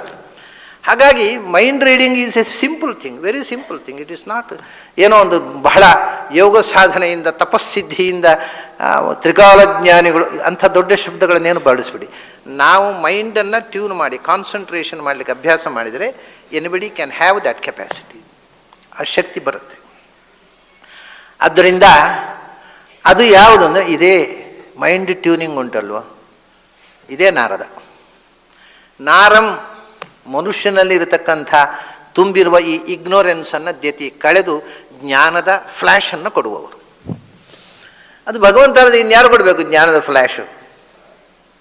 ಅಷ್ಟೇ ಅಲ್ಲ, ಭಗವಂತನಿಗೆ ನರನಿಗೆ ಇಷ್ಟವಾದದ್ದೆಲ್ಲ, ನರ ಬಯಸಿದ್ದೆಲ್ಲ ಅದನ್ನು ಕೊಡುವವನು, ಅಜ್ಞಾನವನ್ನು ತುಂಡರಿಸಿ ನಾಶ ಮಾಡುವವನು. ಅಂದರೆ ಕೊಡುವವನು ಮತ್ತು ನಾಶ ಮಾಡುವ ಎರಡು ಅರ್ಥ. ದ್ಯತಿ ದದಾತಿ, ಅಜ್ಞಾನವನ್ನು ನಾಶ ಮಾಡುವವನು, ನರರು ಬಯಸಿದ್ದನ್ನೆಲ್ಲ ಧಾರೆ ಎರೆಯುವವನು ನಾರದ. ಹಾಗಾಗಿ ನಿಮ್ಮ ಅಂತಃಪ್ರಜ್ಞೆಯ ನಿಯಾಮಕ ಶಕ್ತಿಯಾಗಿ ನಾನು ನಾರದನಾಗಿ ನಿಮ್ಮೊಳಗಿದ್ದೇನೆ, ನಾರದನೊಳಗೂ ಇದ್ದೇನೆ. ಆದ್ದರಿಂದ ದೇವತೆಗಳ ಸಾಲಿನಲ್ಲಿ ನಾರದನಿಗೆ ಸ್ಥಾನ ಬಂತು. ದೇವತೆಗಳ ಸ್ಥಾನ ಬಂದದ್ದೇ ತತ್ವಾಭಿಮಾನಿ ಆದ್ದರಿಂದ ಅವನು ದೇವತೆ ಆದದ್ದು. ಇದು ಬರೀ ಋಷಿ ಆಗಿಬಿಡ್ತಿದ್ದ. ಅದರ ಜೊತೆಗೆ ಋಷಿ ಆದ, ದೇವಋಷಿ ಅಂತ ಅನ್ನಿಸಿಕೊಂಡ. ದೇವಲೋಕದಲ್ಲೇ ಅವನಿಗೆ ಒಂದು ಸ್ಥಿರವಾದ ಸ್ಥಾನ ಬಂದದ್ರಿಂದ ಋಷಿಗಳಲ್ಲಿ ಅವನು ದೇವಋಷಿ ಅನ್ನಿಸಿಕೊಂಡ. ಋಷಿ ಅಂದರೆ ಭಗವಂತನನ್ನು ಕಂಡವ ಅಂತ ಅರ್ಥ ಅಷ್ಟೇ. ಅದು ಇಲ್ಲೇ ಕೂತು ಕಾಣಬಹುದು, ದೇವಲೋಕದಲ್ಲೂ ಕಾಣಬಹುದು. ಅವನು ತ್ರಿಲೋಕ ಸಂಚಾರಿ ಆಗಿದ್ದು ಕೂಡ ಅವನ ನಿಜವಾದಂಥ ವಾಸಸ್ಥಾನ ಸದಾ ಭಗವಂತನ ಜೊತೆಗೆ. ಭಗವಂತನನ್ನ ಒಂದು ಜನ್ಮದ ಸಾಧನೆಯಿಂದ ನಾರದ ಪಡೆದದ್ದಲ್ಲ. ಈ ಕಲ್ಪ ಏನಿದೆ, ಈ ಬ್ರಹ್ಮಕಲ್ಪ, ಇದಕ್ಕಿಂತ ಹಿಂದಿನ ಬ್ರಹ್ಮಕಲ್ಪದಲ್ಲಿ, ಒಂದು ಕಲ್ಪ ಅಂದರೆ 31,104,000 ಕೋಟಿ ವರ್ಷ. ಈಗ ನಡೀತಾ ಇರುವ ಬ್ರಹ್ಮಕಲ್ಪಕ್ಕಿಂತ ಹಿಂದಿನ ಬ್ರಹ್ಮಕಲ್ಪದಲ್ಲಿ ಸಾಧನೆ ಶುರು ಮಾಡಿದ್ದ ನಾರದ. ಆವಾಗ ಸಾಧನೆ ಯಾವಾಗ? ತನ್ನ 5ನೇ ವಯಸ್ಸಿನಲ್ಲಿ. 5ನೇ ವಯಸ್ಸಿನ ತನಕ ತಾಯಿ ಜೊತೆಗೆ ಇದ್ದ. ಋಷಿಗಳ ಹತ್ತಿರ ಹೋಗಿ ತಾಯಿ ಸೇವೆ ಕೆಲಸ ಮಾಡ್ತಿದ್ದ. ಕೂಲಿ ನಾಲಿ ಮಾಡಿಕೊಂಡು ಬದುಕ್ತಾ ಇದ್ದ ಹೆಣ್ಮಗಳು ತಾಯಿ.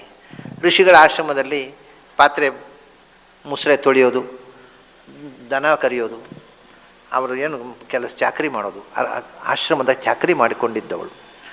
ಅವಳು ಆಶ್ರಮದ ಚಾಕರಿ ಮಾಡುವ 3-4 ವರ್ಷದ ಹುಡುಗ ಋಷಿಗಳ ಹತ್ರ ಹೋಗಿ ಕೂತ್ಕೊಳ್ಳೋದು. ಇವನಿಗೆ ಅದೇ ಪಾಸ್ಟ್ ಟೈಮ್, ಋಷಿಗಳು ಮಾತಾಡೋ ಹೋಗಿ ಕೂತ್ಕೊಳ್ಳೋದು. ಹೀಗೆ ಋಷಿಗಳು ಬೇಕು ಅಂತ ಈ ಹುಡುಗನಿಗೆ ಅರ್ಥ ಆಗಬೇಕು ಅಂತ ಇವನಿಗೆ ಅರ್ಥ ಆಗುವ ಭಾಷೆಯಲ್ಲಿ ಫಿಲಾಸಫಿ ಮಾತಾಡೋರು. ಯಾಕೆಂದ್ರೆ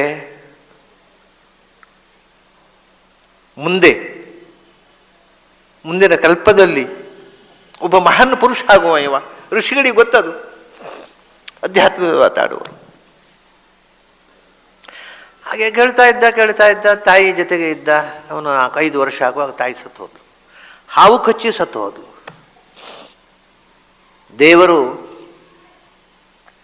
ದೇವರು ನಾಥ ಅಂತ, ನಮ್ಮ ಎಲ್ಲರಿಗೂ ನಾಥ ಅಂತ ಆಗಬೇಕಾದ್ರೆ ಮೊದಲು ದೇವರು ನಮ್ಮನ್ನು ಅನಾಥ ಮಾಡ್ತಾನೆ. ಅನಾಥ ಮಾಡಿದರೆ ಅವನು ನಾಥ ಅಂತ ಅಲ್ಲಿ ಜನ ಗೊತ್ತಾಗೋಲ್ಲ. ಇವನು ಅನಾಥ ಆದ ಹುಡುಗ.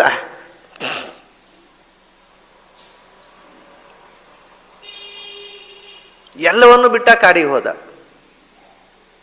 5 ವರ್ಷದ ಹುಡುಗ ಕಾಡಿಗೆ ಹೋಗಿ ಭಗವಂತನನ್ನ ಋಷಿಗಳು ಏನು ಹೇಳಿಕೊಟ್ಟಿದ್ರು ಅದನ್ನು ಕೇಳಿಸಿಕೊಂಡಿದ್ದ.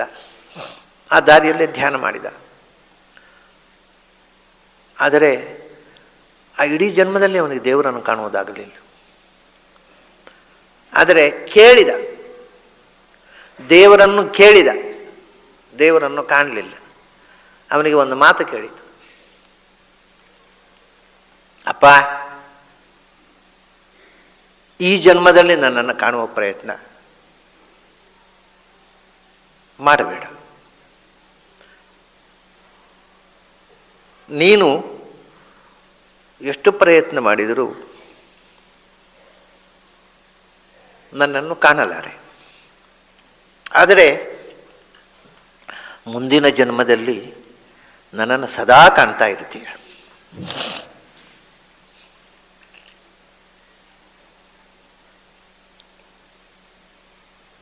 ಇಷ್ಟೇ ಮಾತು ಕೇಳಿಸಿದ್ದು. ಆ ಜನ್ಮವನ್ನು ಹಾಗೆಯೇ ಭಗವಂತನ ಧ್ಯಾನದಲ್ಲಿ ಕಳೆದ. ಆ ಕಲ್ಪ ಮುಗಿಯಿತು. ಮತ್ತೆ 31,107,000 ಕೋಟಿ 104,000 ಕೋಟಿ ವರ್ಷ ಪ್ರಳಯ ಕಾಲ ಮುಗಿಯಿತು. ಆಮೇಲೆ ಮತ್ತೊಂದು ಕಲ್ಪ ಪ್ರಾರಂಭ ಆಯಿತು. ಆಗ ನಾರದನಾಗಿ ಹುಟ್ಟಿದ. ಭಗವಂತನ ಮಹಾ ಅನುಗ್ರಹಕ್ಕೆ ಪಾತ್ರವಾದಂಥ ಚೇತನ. ಅದರಿಂದಲೇ ದೇವರ್ಷೀಣಾಂಚ ನಾರದ. ಸದಾ ಭಗವಂತನ ಚಿಂತನೆ, ಸದಾ ಭಗವಂತನ ಧ್ಯಾನ, ಗಾನ, ನಿರಂತರ ನಾಮಸ್ಮರಣೆಯ ಮಹತ್ವವನ್ನು ಜಗತ್ತಿಗೆ ತಿಳಿಸಿದಂಥ ಒಂದು ವಿಶಿಷ್ಟ ಭಕ್ತ ಅವನು. ಭಕ್ತಿಗೆ ಒಂದು ಪ್ರವರ್ತಕ ಪುರುಷ. ಭಕ್ತಿ ಮಾರ್ಗಕ್ಕೆ ಆದ್ಯ ಪುರುಷ. ಭಗವಂತನಿಗೆ ಭಕ್ತಿಯೈವ ತುಷ್ಟಿಮಭ್ಯೇತಿ ಅಂತ, ಭಕ್ತಿಯ ಲಭ್ಯಸ್ತು ಅನನ್ಯಯ ಅಂತ. ನನಗೆ ಭಕ್ತಿ ಬಿಟ್ಟು ಇನ್ನು ಯಾವುದೂ ಬೇಡ. ಆ ಭಕ್ತಿ ಅಂದರೆ ಏನು ಅಂತ ಅನ್ನುವುದನ್ನು, ಆ ಭಕ್ತಿ ಮಾರ್ಗವನ್ನು ಭೂಮಿಯಲ್ಲಿ ಆಚರಣೆಗೆ ತಂದ ಮೊದಲ ಪುರುಷ ನಾರದ. ಅದಕ್ಕೆ ಭಗವಂತನಿಗೆ ಬಹಳ ಪ್ರೀತಿ. ದೇವರ್ಷೀಣಾಂಚ ನಾರದ. ನಾರದರು ಬಂದ ಕೂಡಲೇ ನಾನು ಹೇಳಿದೆ, ಅಲ್ಲಿ ನಾರದರು ಅಂದರೆ ವಾಸ್ತವಿಕವಾಗಿ ಒಬ್ಬ ಗಂಧರ್ವ ಇದ್ದು ಆಗಬೇಕಾಗಿದ್ದ. ಅವನೇನು ದೇವತೆಗಳ ಗುಂಪಿನಲ್ಲಿ ಸೇರಿ ಅಲ್ಲ, ಗಂಧರ್ವನಾಗಿ ಇರಬೇಕಾಗಿಕೊಂಡು ಹಾಡು ಕಚೇರಿ, ಸಂಗೀತ ಕಚೇರಿ ಮಾಡ್ಕೊಂಡು ಇರಬೇಕಿತ್ತು. ಆದ್ದರಿಂದ ನಮಗೆ ನಾರದನ ನೆನಪಾದ ಕೂಡಲೇ ಗಂಧರ್ವರು ಅಪ್ಸರೆಯರು ನೆನಪಾಗ್ತಾರೆ. ಯಾಕೆಂದರೆ ನಾರದ ಒಬ್ಬ ಮುನೇಹೇ ಅಪ್ಸರ ಸಾಮಗಣ. ಮುನಿ ಅಂತನೋ ಅಪ್ಸರಸೆ ಮಕ್ಕಳೇ ಅಪ್ಸರೆಯರು, ಮುನಿ ಅನ್ನುವ ಸ್ತ್ರೀಯ ಮಕ್ಕಳು. ಹಾಗಾಗಿ ಆಮೇಲೆ ನೆನಪಾಗೋದು ಮುನಿ ಶಬ್ದದಿಂದ ಅಪ್ಸರೆಯರು, ಗಂಧರ್ವರ ಗುಂಪು, ಗಾಯಕರು, ಗಾನದಿಂದ ನೆನಪಾದ ಗಂಧರ್ವರು. ಅದಕ್ಕೆ ಹೇಳ್ತಾನೆ ಗಂಧರ್ವರು. ಹೌದು, ಗಂಧರ್ವಾಣಾಂ ಚಿತ್ರರಥ. ಗಂಧರ್ವರಲ್ಲಿ ನಾನು ಚಿತ್ರರಥ ಅಂದ ಕೃಷ್ಣ. ಗಂಧರ್ವರು ಭಗವಂತನ ವಿಶೇಷ ವಿಭೂತಿಗಳು, ಅವರಲ್ಲಿಯೂ ಚಿತ್ರರಥ ನಾನು. ಚಿತ್ರರಥ ಇದು ನಮಗೆ ಇದರ ಬಗ್ಗೆ ಹೆಚ್ಚು ವಿವರಗಳನ್ನು ನಾವು ತಲೆ ಕೆಡಿಸಿಕೊಳ್ಳುವುದು ಬೇಡ. ಇಷ್ಟೇ ವಿಷಯ. ಚಿತ್ರರಥ ಅನ್ನುವನು ಗಂಧರ್ವರು ಅಂತ ಒಂದು ಉಪದೇವತೆಗಳ ಗಣ. ಗಂಧರ್ವರು, ಅಪ್ಸರೆಯರು ಅಂತ ದೇವಲೋಕದ ಪರಿಚಾಕರಿ ಮಾಡ್ತಕ್ಕಂಥ ಒಂದು ಉಪದೇವತಾ ಗಣ. ಅದು ಅವಾಂತರ ದೇವತೆಗಳು. ಅವರು ಜ್ಞಾನಿಗಳು, ಮೋಕ್ಷಯೋಗ್ಯರು. ಆ ಗಂಧರ್ವರ ಗಣ ಏನಿದೆ, ಆ ಗಣಕ್ಕೆ ರಾಜ ಚಿತ್ರರಥ. ಅವರ ನಾಯಕ ಮುಖಂಡ. ಆದ್ದರಿಂದ ಅವನು ಹೇಳ್ತಾನೆ, ಗಂಧರ್ವರಿಗೆಲ್ಲ ನಾನು ಚಿತ್ರರಥನಾಗಿ ಅವರ ನಿಯಾಮಕರಾಗಿ ಚಿತ್ರರಥದಲ್ಲಿ ಸನ್ನಿಹಿತನಾಗಿದ್ದೇನೆ. ಹೇಗೆ ರಾಜ ಪ್ರತ್ಯಕ್ಷ ದೇವ ನಮ್ಮಲ್ಲಿ ಹಿಂದೆ ಇತ್ತಲ್ಲ, ದೇಶದ ಪ್ರಜೆಗಳಿಗೆ ರಾಜ ಅನ್ನೋದು ಹೇಗೆ ಅವನು ವಿಶಿಷ್ಟವಾದ ಶಕ್ತಿಯೋ, ಹಾಗೆ ಗಂಧರ್ವರ ರಾಜನಾಗಿ ಚಿತ್ರರಥ. ನಾನು ಅವರಲ್ಲಿ ಚಿತ್ರರಥನಾಗಿಯೇ ಇದ್ದೇನೆ. ಚಿತ್ರರಥ, ವಿಚಿತ್ರವಾದ ರಥ ಯಾವುದು? ಗರುಡ ವಾಹನ. ಇವನ ರಥ ವಿಚಿತ್ರ, ಉಳಿದ ರಥ ಆಗಲ್ಲ. ಗರುಡ ವಾಹನ. ನಾನು ಚಿತ್ರರಥನಾಗಿ ಅವನಲ್ಲಿ ಸನ್ನಿಹಿತನಾಗಿದ್ದೇನೆ. ಆಮೇಲೆ ಒಂದು ಸಾಕ್ಷಾತ್ ವಿಭೂತಿ, ಆಮೇಲೆ ತಿರೋಹಿತ ವಿಭೂತಿ ಅಂತ ಎರಡು ಥರದ ವಿಭೂತಿಗಳು ಉಂಟು ಭಗವಂತರದ್ದು. ಸಾಕ್ಷಾತ್ ವಿಭೂತಿ ಅಂದರೆ ಭಗವಂತನೇ ಭೂಮಿಯಲ್ಲಿ ತಾನು ವಿಭೂತಿ ರೂಪದಿಂದ ಕಾಣಿಸಿಕೊಳ್ಳೋದು. ಅದು ಒಂದನ್ನು ವಿಷ್ಣು ಹಿಂದೆ ಬಂದಿದೆ, ವಿಷ್ಣು ರೂಪ ಒಂದು ಹಿಂದೆ ಹೇಳಿದ್ದಾರೆ. ಆದಿತ್ಯ ನಮ್ಮ ಅಹಂ ವಿಷ್ಣು ಅಂತ ಎತ್ಕೋತಾ ವಿಷ್ಣು ರೂಪ ಹೇಳಿದ್ದಾರೆ. ಆಮೇಲೆ ಸಾಕ್ಷಾತ್ ವಿಭೂತಿ ಬರಲಿಲ್ಲ, ಎಲ್ಲ ತಿರೋಹಿತ ವಿಭೂತಿ ಅಂದರೆ ಬೇರೆ ಒಂದು ವಿಭೂತಿ ವ್ಯಕ್ತಿಯಲ್ಲಿ ಭಗವಂತನು ವಿಭೂತಿ ರೂಪದಿಂದ ಸನ್ನಿಹಿತನಾಗಿರುವುದು. ಇದೇ ನಾರದನಲ್ಲಿ, ಅಶ್ವತ್ಥದಲ್ಲಿ, ಎಲ್ಲ ವ್ಯಕ್ತಿಯಲ್ಲೋ ಬೇರೆ ಒಂದು ವಸ್ತುವಿನಲ್ಲಿ. ಇದಾದ್ಮೇಲೆ ಈಗ ಮತ್ತೆ ಪುನಃ ಸಾಕ್ಷಾತ್ ವಿಭೂತಿಯನ್ನು ಹೇಳ್ತಾರೆ. ಸಿದ್ಧಾನಾಂ ಕಪಿಲೋ ಮುನಿಹಿ. ಸಿದ್ಧರು ಅಂದರೆ ಜ್ಞಾನದ ಪರಾಕಾಷ್ಠೆಯನ್ನು ತಲುಪಿದವರು, ಸಿದ್ಧಿ ಅಚೀವ್ಮೆಂಟ್, ಜ್ಞಾನದ ಸಿದ್ಧಿಯನ್ನು ಪಡೆದವರು ಜ್ಞಾನಸಿದ್ಧರು ಅಂತ. ಜ್ಞಾನಸಿದ್ಧರಲ್ಲಿ ಜ್ಞಾನ ಮಾರ್ಗದ ಕೊನೆಯ ಮಜಲನ್ನು ಮುಟ್ಟಿದವರು, ಅಂಥವರಲ್ಲಿ ಕಪಿಲ ಮುನಿ ನಾನು ಅಂತ. ಇಲ್ಲಿ ಕಪಿಲ ಮುನಿ ಅಂದರೆ ವಿಭೂತಿ ಆವೇಶ ಅಲ್ಲ, ಕಪಿಲ ಮುನಿ ಅಂದರೆ ಸ್ವಯಂ ಭಗವಂತನೇ. ಅದರ ಒಂದು ವಿಷಯ ಇದೆ ಅಲ್ಲಿ ತಿಳ್ಕೊಳ್ಬೇಕಾದ. ಬಹಳ ಜನರಿಗೆ ಈ ವಿಷಯದಲ್ಲಿ ಗೊಂದಲ ಇದೆ. ಯಾರಿಗೆ? ಈಗ ಇತ್ತೀಚಿನ ಪಂಡಿತರಿಗೆ ಅಂತಲ್ಲ, ಈ ಉಪನಿಷತ್ತುಗಳಿಗೆ ಭಗವದ್ಗೀತೆಗೆ ಭಾಷ್ಯ ಬರೆದಂಥ ಮಹಾನ್ ಪಂಡಿತರಿಗೂ ಕೂಡ ಒಂದು ಗೊಂದಲ ಇದೆ. ಏನು ಅಂದರೆ, ನಮಗೆ ಇತಿಹಾಸದಲ್ಲಿ ಒಬ್ಬ ಕಪಿಲ ಸಿಗ್ತಾನೆ. ಅವನು ಕಪಿಲನ ಫಿಲಾಸಫಿಯು ಸಿಗುತ್ತೆ, ಸಾಂಖ್ಯ ಫಿಲಾಸಫಿ ಆಫ್ ಕಪಿಲ ಸಾಂಖ್ಯ ಇದೆಲ್ಲ ಸಿಗುತ್ತೆ. ಕಷ್ಟ ಏನು ಅಂದರೆ, ಆ ಕಪಿಲ ಅವನು ವೇದವನ್ನು ಪ್ರಮಾಣ ಅಂತ ಒಪ್ಪೋಲ್ಲ, ಮತ್ತು ದೇವರನ್ನ ಇದ್ದಾನೆ ಅಂತ ಒಪ್ಪೋಲ್ಲ. ಅವನು ಎಥೀಸ್ಟ್ ಕಪಿಲ. ಇವರಿಗೆ ದೊಡ್ಡ ಗೊಂದಲ. ಈ ಕೃಷ್ಣ ಅವನನ್ನು ಸಿದ್ಧಾನಾಂ ಕಪಿಲೋ ಮುನಿಹಿ ಅಂತ ಹೇಳಿಬಿಟ್ಟಿದ್ದಾನೆ. ಹಾಗಾದರೆ ಕೃಷ್ಣನು ಕೂಡ ಪ್ರಾಯ ನಾಸ್ತಿಕ್ಯವಾದವೇ ಕೃಷ್ಣನಿಗೆ ಇಷ್ಟ ಇರಬೇಕು, ಸಿದ್ಧಾನಾಂ ಕಪಿಲೋ ಮುನಿಹಿ ಅಂತ ಹೇಳಿಬಿಟ್ಟಿದ್ದಾನೆ ಅಂತ. ಈ ಕಪಿಲ ಮುನಿ ಅಂತ ಅನ್ನುವಂಥದ್ದು ಬಹಳ ದೊಡ್ಡ ಗೊಂದಲ. ಆದರೆ ತಮಾಷೆ ಏನು ಅಂದರೆ, ಇಬ್ಬರು ಕಪಿಲರು ಇದ್ದರು. ಇದು ಬಹಳ ಜನ, ಯಾಕೆಂದರೆ ಇತಿಹಾಸ ನಮ್ಗೆ ಗೊತ್ತಿರೋದು ಕಪಿಲ ಅಂತ ಒಬ್ಬ, ಅದು ನಾವು ಹಿಸ್ಟಾರಿಕಲ್ ಕಪಿಲ ಒಬ್ಬ ಇದ್ದಾನೆ. ಇಬ್ಬರು ಕಪಿಲರು ಇದ್ದರು. ಅದರಲ್ಲಿ ಒಬ್ಬ ಕಪಿಲ ಇವನು ನಿರೀಶ್ವರ ಸಾಂಖ್ಯವನ್ನು ಬರೆದವ. ಮತ್ತೊಂದು ಕಪಿಲ ಸ್ವಯಂಭುವ ಮನುವಿನ ಮಗಳು ದೇವಹೂತಿಯಲ್ಲಿ ಕರ್ದಮ ಪ್ರಜಾಪತಿಯಿಂದ ಅವತರಿಸಿದ ಕಪಿಲ ವಾಸುದೇವ, ಭಗವಂತನ ಅವತಾರ. ಅವನು ಕೂಡ ಸಾಂಖ್ಯವನ್ನೇ ಹೇಳಿದ್ದು. ಅದು ವೈದಿಕ ಸಾಂಖ್ಯ, ಶೇಶ್ವರ ಸಾಂಖ್ಯ. ಸೊ ಸಾಂಖ್ಯದಲ್ಲಿ ಎರಡಿದೆ. ಯಾವುದು ಅಂದರೆ ಶೇಶ್ವರ ಸಾಂಖ್ಯ, ನಿರೀಶ್ವರ ಸಾಂಖ್ಯ ಅಂತ. ನಿರೀಶ್ವರ ಸಾಂಖ್ಯವನ್ನು ಹೇಳಿದ್ದು ಕಪಿಲ ಮುನಿಯೇ, ಅವನ ಹೆಸರು ಕೂಡ. ಆದರೆ ಅವನನ್ನು ಅಲ್ಲ ಇಲ್ಲಿ ಹೇಳುವುದು. ಮತ್ತೆ ಶೇಶ್ವರ ಸಾಂಖ್ಯವನ್ನು ಹೇಳಿದ ಭಗವಂತನ ಸಾಕ್ಷಾತ್ ಕಪಿಲ. ಅವನನ್ನು ಬೇಕಾದ್ರೆ ಇಟ್ಕೊಳ್ಳಿ ಅಮುಖ್ಯವಾಗಿ, ಆದರೆ ಮುಖ್ಯ ಅರ್ಥ ಇಲ್ಲಿ ಕಪಿಲ ಅಂದರೆ ಕಪಿಲ ವಾಸುದೇವ. ಅವನು ಜಗತ್ತಿಗೆ ಮೊಟ್ಟ ಮೊದಲು ವೈದಿಕ ಸಾಂಖ್ಯವನ್ನು ಕೊಟ್ಟವ. ಇದು ಬಹಳ ಆಶ್ಚರ್ಯ. ಸಾಂಖ್ಯ ಅಂತ ಅನ್ನೋದು ಅಂದರೆ ನ್ಯೂಮರಿಕಲ್ ಫಿಲಾಸಫಿ. ಸಂಖ್ಯೆಯ ಮೂಲಕ ಜಗತ್ತನ್ನು ಮೊದಲು ವಿಶ್ಲೇಷಣೆ ಮಾಡಿದಂಥ ಸೈಂಟಿಸ್ಟು ಅವನು. ಭಗವಂತನೇ ಮೊದಲ ಸೈಂಟಿಸ್ಟ್, ಅದು ಬೇರೆ ವಿಷಯ. ಆ ರೂಪದಲ್ಲಿ ಹೇಳುವುದು ನಾನು. ಯಾಕೆಂದರೆ ಅವನೇನು ಹೇಳಿದ, ಜಗತ್ತು ಅಂದರೆ ಏನು? ಜಗತ್ತು ಅಂದರೆ ಪಂಚಭೀಹಿ ಬ್ರಹ್ಮನ್ ಚತುರ್ಭಿ ದಶಭಿಸ್ತಥಾ ಏತತ್ ಚತುರ್ವಿಂಶತಿಕಂ ಗಣಂ ಪ್ರಾಧಾನಿಕಂ ವಿಧು. ಜಗತ್ತು ಅಂದರೆ ಜಗತ್ತಿನ ಮೂಲದಲ್ಲಿ ಪ್ರಧಾನ ಪ್ರಕೃತಿ ಇದೆ, ಮೂಲ ಪ್ರಕೃತಿ. ಅದು ವಿಸ್ತಾರಗೊಂಡು 24 ರೂಪದಿಂದ ಪ್ರಪಂಚವಾಗಿ ವಿಸ್ತಾರಗೊಂಡಿತು. That is all.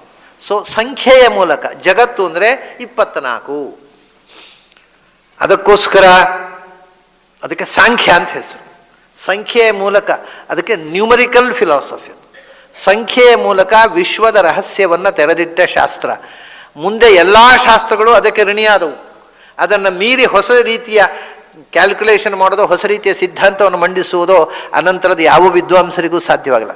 ಸ್ವಲ್ಪ ಆಚೆ ಈಚೆ ಅದನ್ನು ಆಚೆ ಈಚೆ ವ್ಯತ್ಯಾಸಗಳು, ಸಣ್ಣ ಸೂಕ್ಷ್ಮ ಪ್ರಭೇದಗಳು ಮಾಡಿರ್ಬೋದು ಹೊರತು ಅದನ್ನು ಮೀರಿ ಹೊಸ ಸಿದ್ಧಾಂತವನ್ನು ಯಾರೂ ಮಾಡಿಲ್ಲ.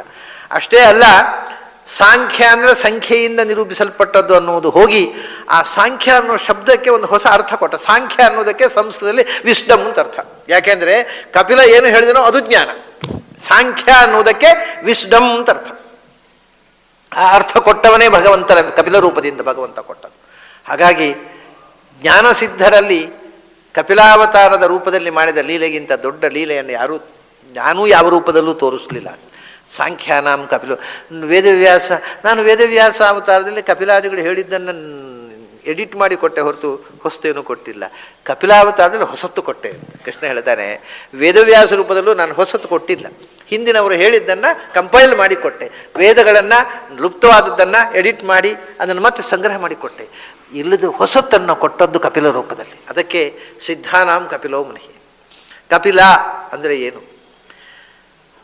ಕಪಿಲ ಅಂದರೆ ಕಂ, ಕ ಪ್ಲಸ್ ಪಿ ಪ್ಲಸ್ ಲ, ಮೂರು ಶಬ್ದಗಳು ಸೇರಿ ಆದಂಥ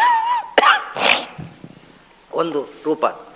ಏನು ಅಂದರೆ ಅವನು ಕಹ, ಕಶ್ಚಾಸು, ಪಿಶ್ಚಾಸು, ಲಶ್ಚ ಕಪಿಲ.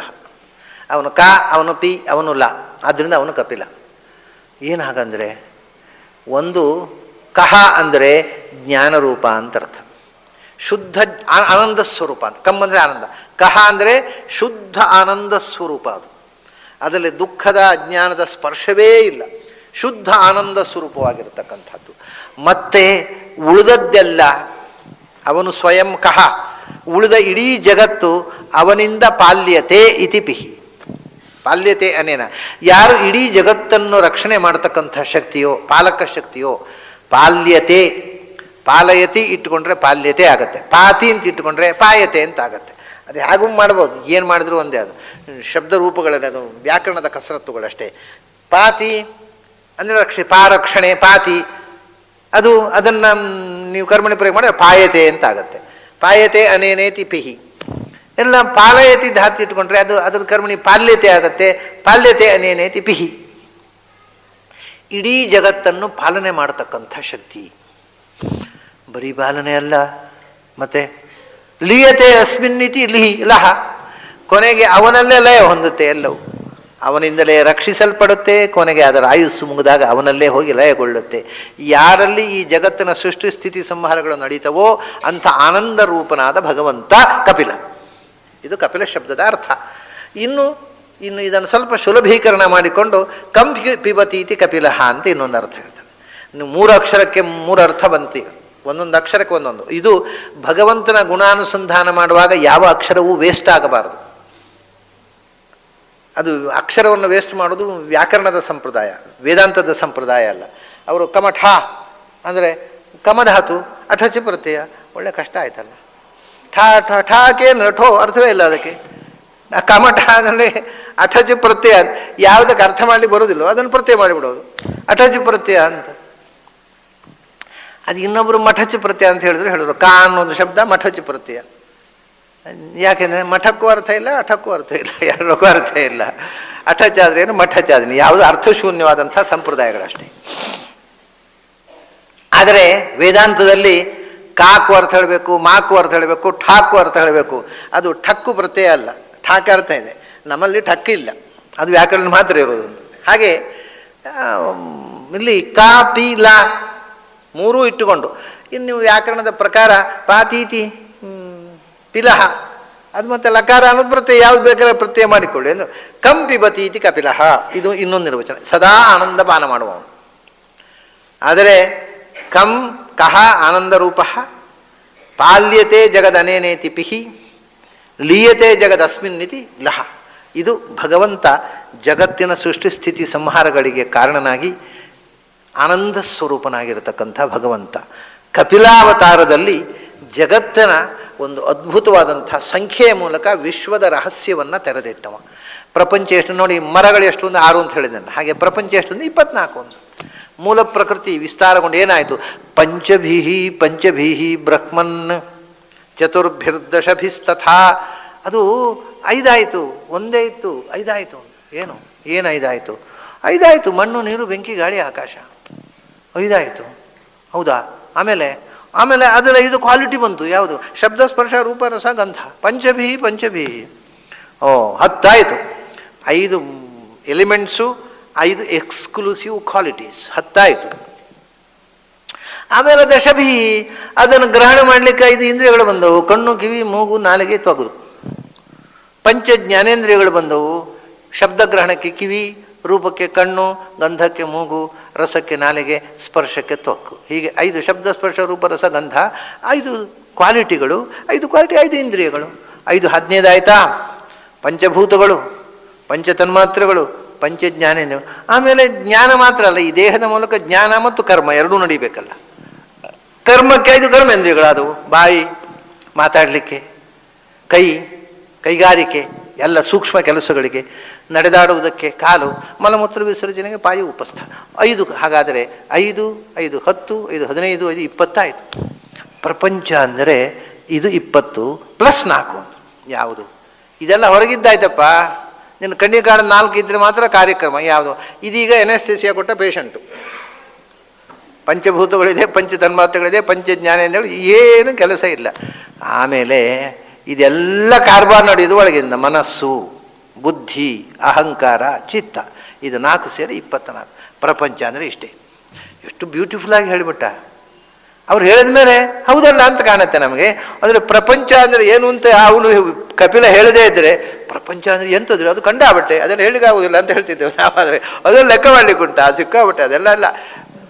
ಇವನು ಕ್ಲೀನು ಇಷ್ಟೇ. ಇನ್ನು ಏನಿದ್ರು ಅದರಲ್ಲಿ ಜೀವ ಸೇರಿಕೊಂಡ. ಇದಿಷ್ಟು ಪ್ರಕೃತಿಯ ವಿಕಾರಗಳು. ಈ 24ರಲ್ಲಿ ಜೀವ ಸೇರಿಕೊಳ್ಳಿಕ್ಕೋಸ್ಕರ, ಜೀವಕ್ಕೆ ಕೆಲಸ ಮಾಡಲಿಕ್ಕೋಸ್ಕರ ಎಲ್ಲವೂ ಪಂಚಾತ್ಮಕ ಅಲ್ವಾ? ನೋಡಿ ಎಷ್ಟು ಜಾಣತನ ಅಂದರೆ, ಇದು ಎಲ್ಲವೂ ಪಂಚಾತ್ಮಕ. ಆದ್ದರಿಂದಲೇ ಇದಕ್ಕೆ ಪ್ರಪಂಚ ಅಂತ ಹೆಸರು. ಇದು ಪಂಚ ಪಂಚ ಪಂಚ ಪಂಚ ಪಂಚ. ಆ ಪ್ರಪಂಚದಲ್ಲಿ ಜೀವ ಸೇರಿಕೊಂಡ್ರೆ ಅವನಿಗೆ ಏನು ಮಾಡ್ಲಿಕ್ಕೆ ಬರೋದಿಲ್ಲ. ಅದು ಈಗ ತಾನೇ ಹುಟ್ಟಿದ ಮಗುವಿನ ಹಾಗೆ, ತನ್ನ ಸ್ವಂತಕ್ಕೆ ಏನು ತಿನ್ಲಿಕ್ಕೂ ಗೊತ್ತಿಲ್ಲ, ಹೇಳಲಿಕ್ಕೂ ಗೊತ್ತಿಲ್ಲ, ಹೇಳಲಿಕ್ಕೂ ಗೊತ್ತಿಲ್ಲ. ಅದಕ್ಕೋಸ್ಕರ ಆ ಮಗುವನ್ನು ಆಡಿಸುವುದಕ್ಕೋಸ್ಕರ ಪ್ರಾಣದೇವರು ಪಂಚರೂಪದಿಂದ ಸೇರಿಕೊಂಡ್ರು. ಪ್ರಾಣಾಪಾನ ವ್ಯಾನೋದಾನ ಸಮಾನ. ಪ್ರಾಣದೇವರಿಗೂ ಪೂರ್ತಿ ತಾಕತ್ತಿಲ್ಲ, ಅದಕ್ಕೋಸ್ಕರ ನಾರಾಯಣ ಪಂಚರೂಪದಿಂದ ಸೇರಿಕೊಂಡ. ವಾಸುದೇವ ಸಂಕೃಷ್ಣ ಪ್ರತಿಮನ ಅನಿರುದ್ಧ ನಾರಾಯಣ ಎಲ್ಲ ಪಂಚದಲ್ಲಿ ಅವರು ಪಂಚಾತ್ಮಕರಾಗಿ ಸೇರಿಕೊಂಡ್ರು. ಇಷ್ಟೇ ಪ್ರಪಂಚ. ಇದನ್ನು ಜಗತ್ತಿಗೆ ಮೊದಲು ತಿಳಿಸಿದವ ವೈದಿಕ ಸಾಂಖ್ಯ ಕಪಿಲ. ಅದಕ್ಕೆ ಸಿದ್ಧಾನಾಂ ಕಪಿಲೋ ಮುನಿಹಿ. ವೇದದಲ್ಲಿ ಬಂದಿರತಕ್ಕಂಥ ವಿಜ್ಞಾನವನ್ನು ಮನುಷ್ಯರಿಗೆ ಅರ್ಥವಾಗುವ ಭಾಷೆಯಲ್ಲಿ ಸಂಖ್ಯೆಯ ಮೂಲಕ ತಿಳಿಸಿದಂಥ ಮಹಾದೊಡ್ಡ ಆವಿಷ್ಕಾರ ಕಪಿಲ ರೂಪದಿಂದ ಆಯಿತು. ಆದ್ದರಿಂದ ಸಿದ್ಧರಲ್ಲಿ ಕಪಿಲ ಮುನಿ ನಾನು. ಇಲ್ಲಿಗೆ ಒಂದು ದೃಷ್ಟಿಯಿಂದ ವೇದಜನ್ಯ ಜ್ಞಾನ, ಅದನ್ನು ಉಪಾಸನೆ ಮಾಡ್ತಕ್ಕ ಋಷಿಗಳು, ಇದೆಲ್ಲ ಆಯಿತು. ಆಮೇಲೆ ಮುಂದೆ ನಮಗೆ ಬೇಕಾಗುವಂಥದ್ದು ಇದು ಅಂದರೆ ಸಾಧನೆ, ಸಿದ್ಧಿ, ಬ್ರಹ್ಮ, ಬ್ರಾಹ್ಮಣ್ಯ, ವೇದದಿಂದ ಜ್ಞಾನ. ಅದರ ನಂತರ ನಮಗೆ ಬಹಳ ಮುಖ್ಯವಾಗುವುದು ಕ್ಷಾತ್ರ. ಕ್ಷಾತ್ರದಲ್ಲಿ ಭಗವಂತನ ಪ್ರವೃತ್ತಿ, ಸನ್ನಿಧಾನ, ವಿಭೂತಿ ಹೇಗೆ ಅನ್ನುವುದನ್ನು ನಾವು ಮುಂದೆ ನೋಡಬೇಕಾದಂಥದ್ದು. ಅದನ್ನು ನಾಳೆ ಸಂಜೆ ಸೇರಿದಾಗ ನೋಡೋಣ. ಅಲ್ಲಿ ತನಕ ನಿಮಗೆಲ್ಲ ಅಭಿನಂದನೆಗಳು ಮತ್ತು ಅಭಿವಂದನೆಗಳು.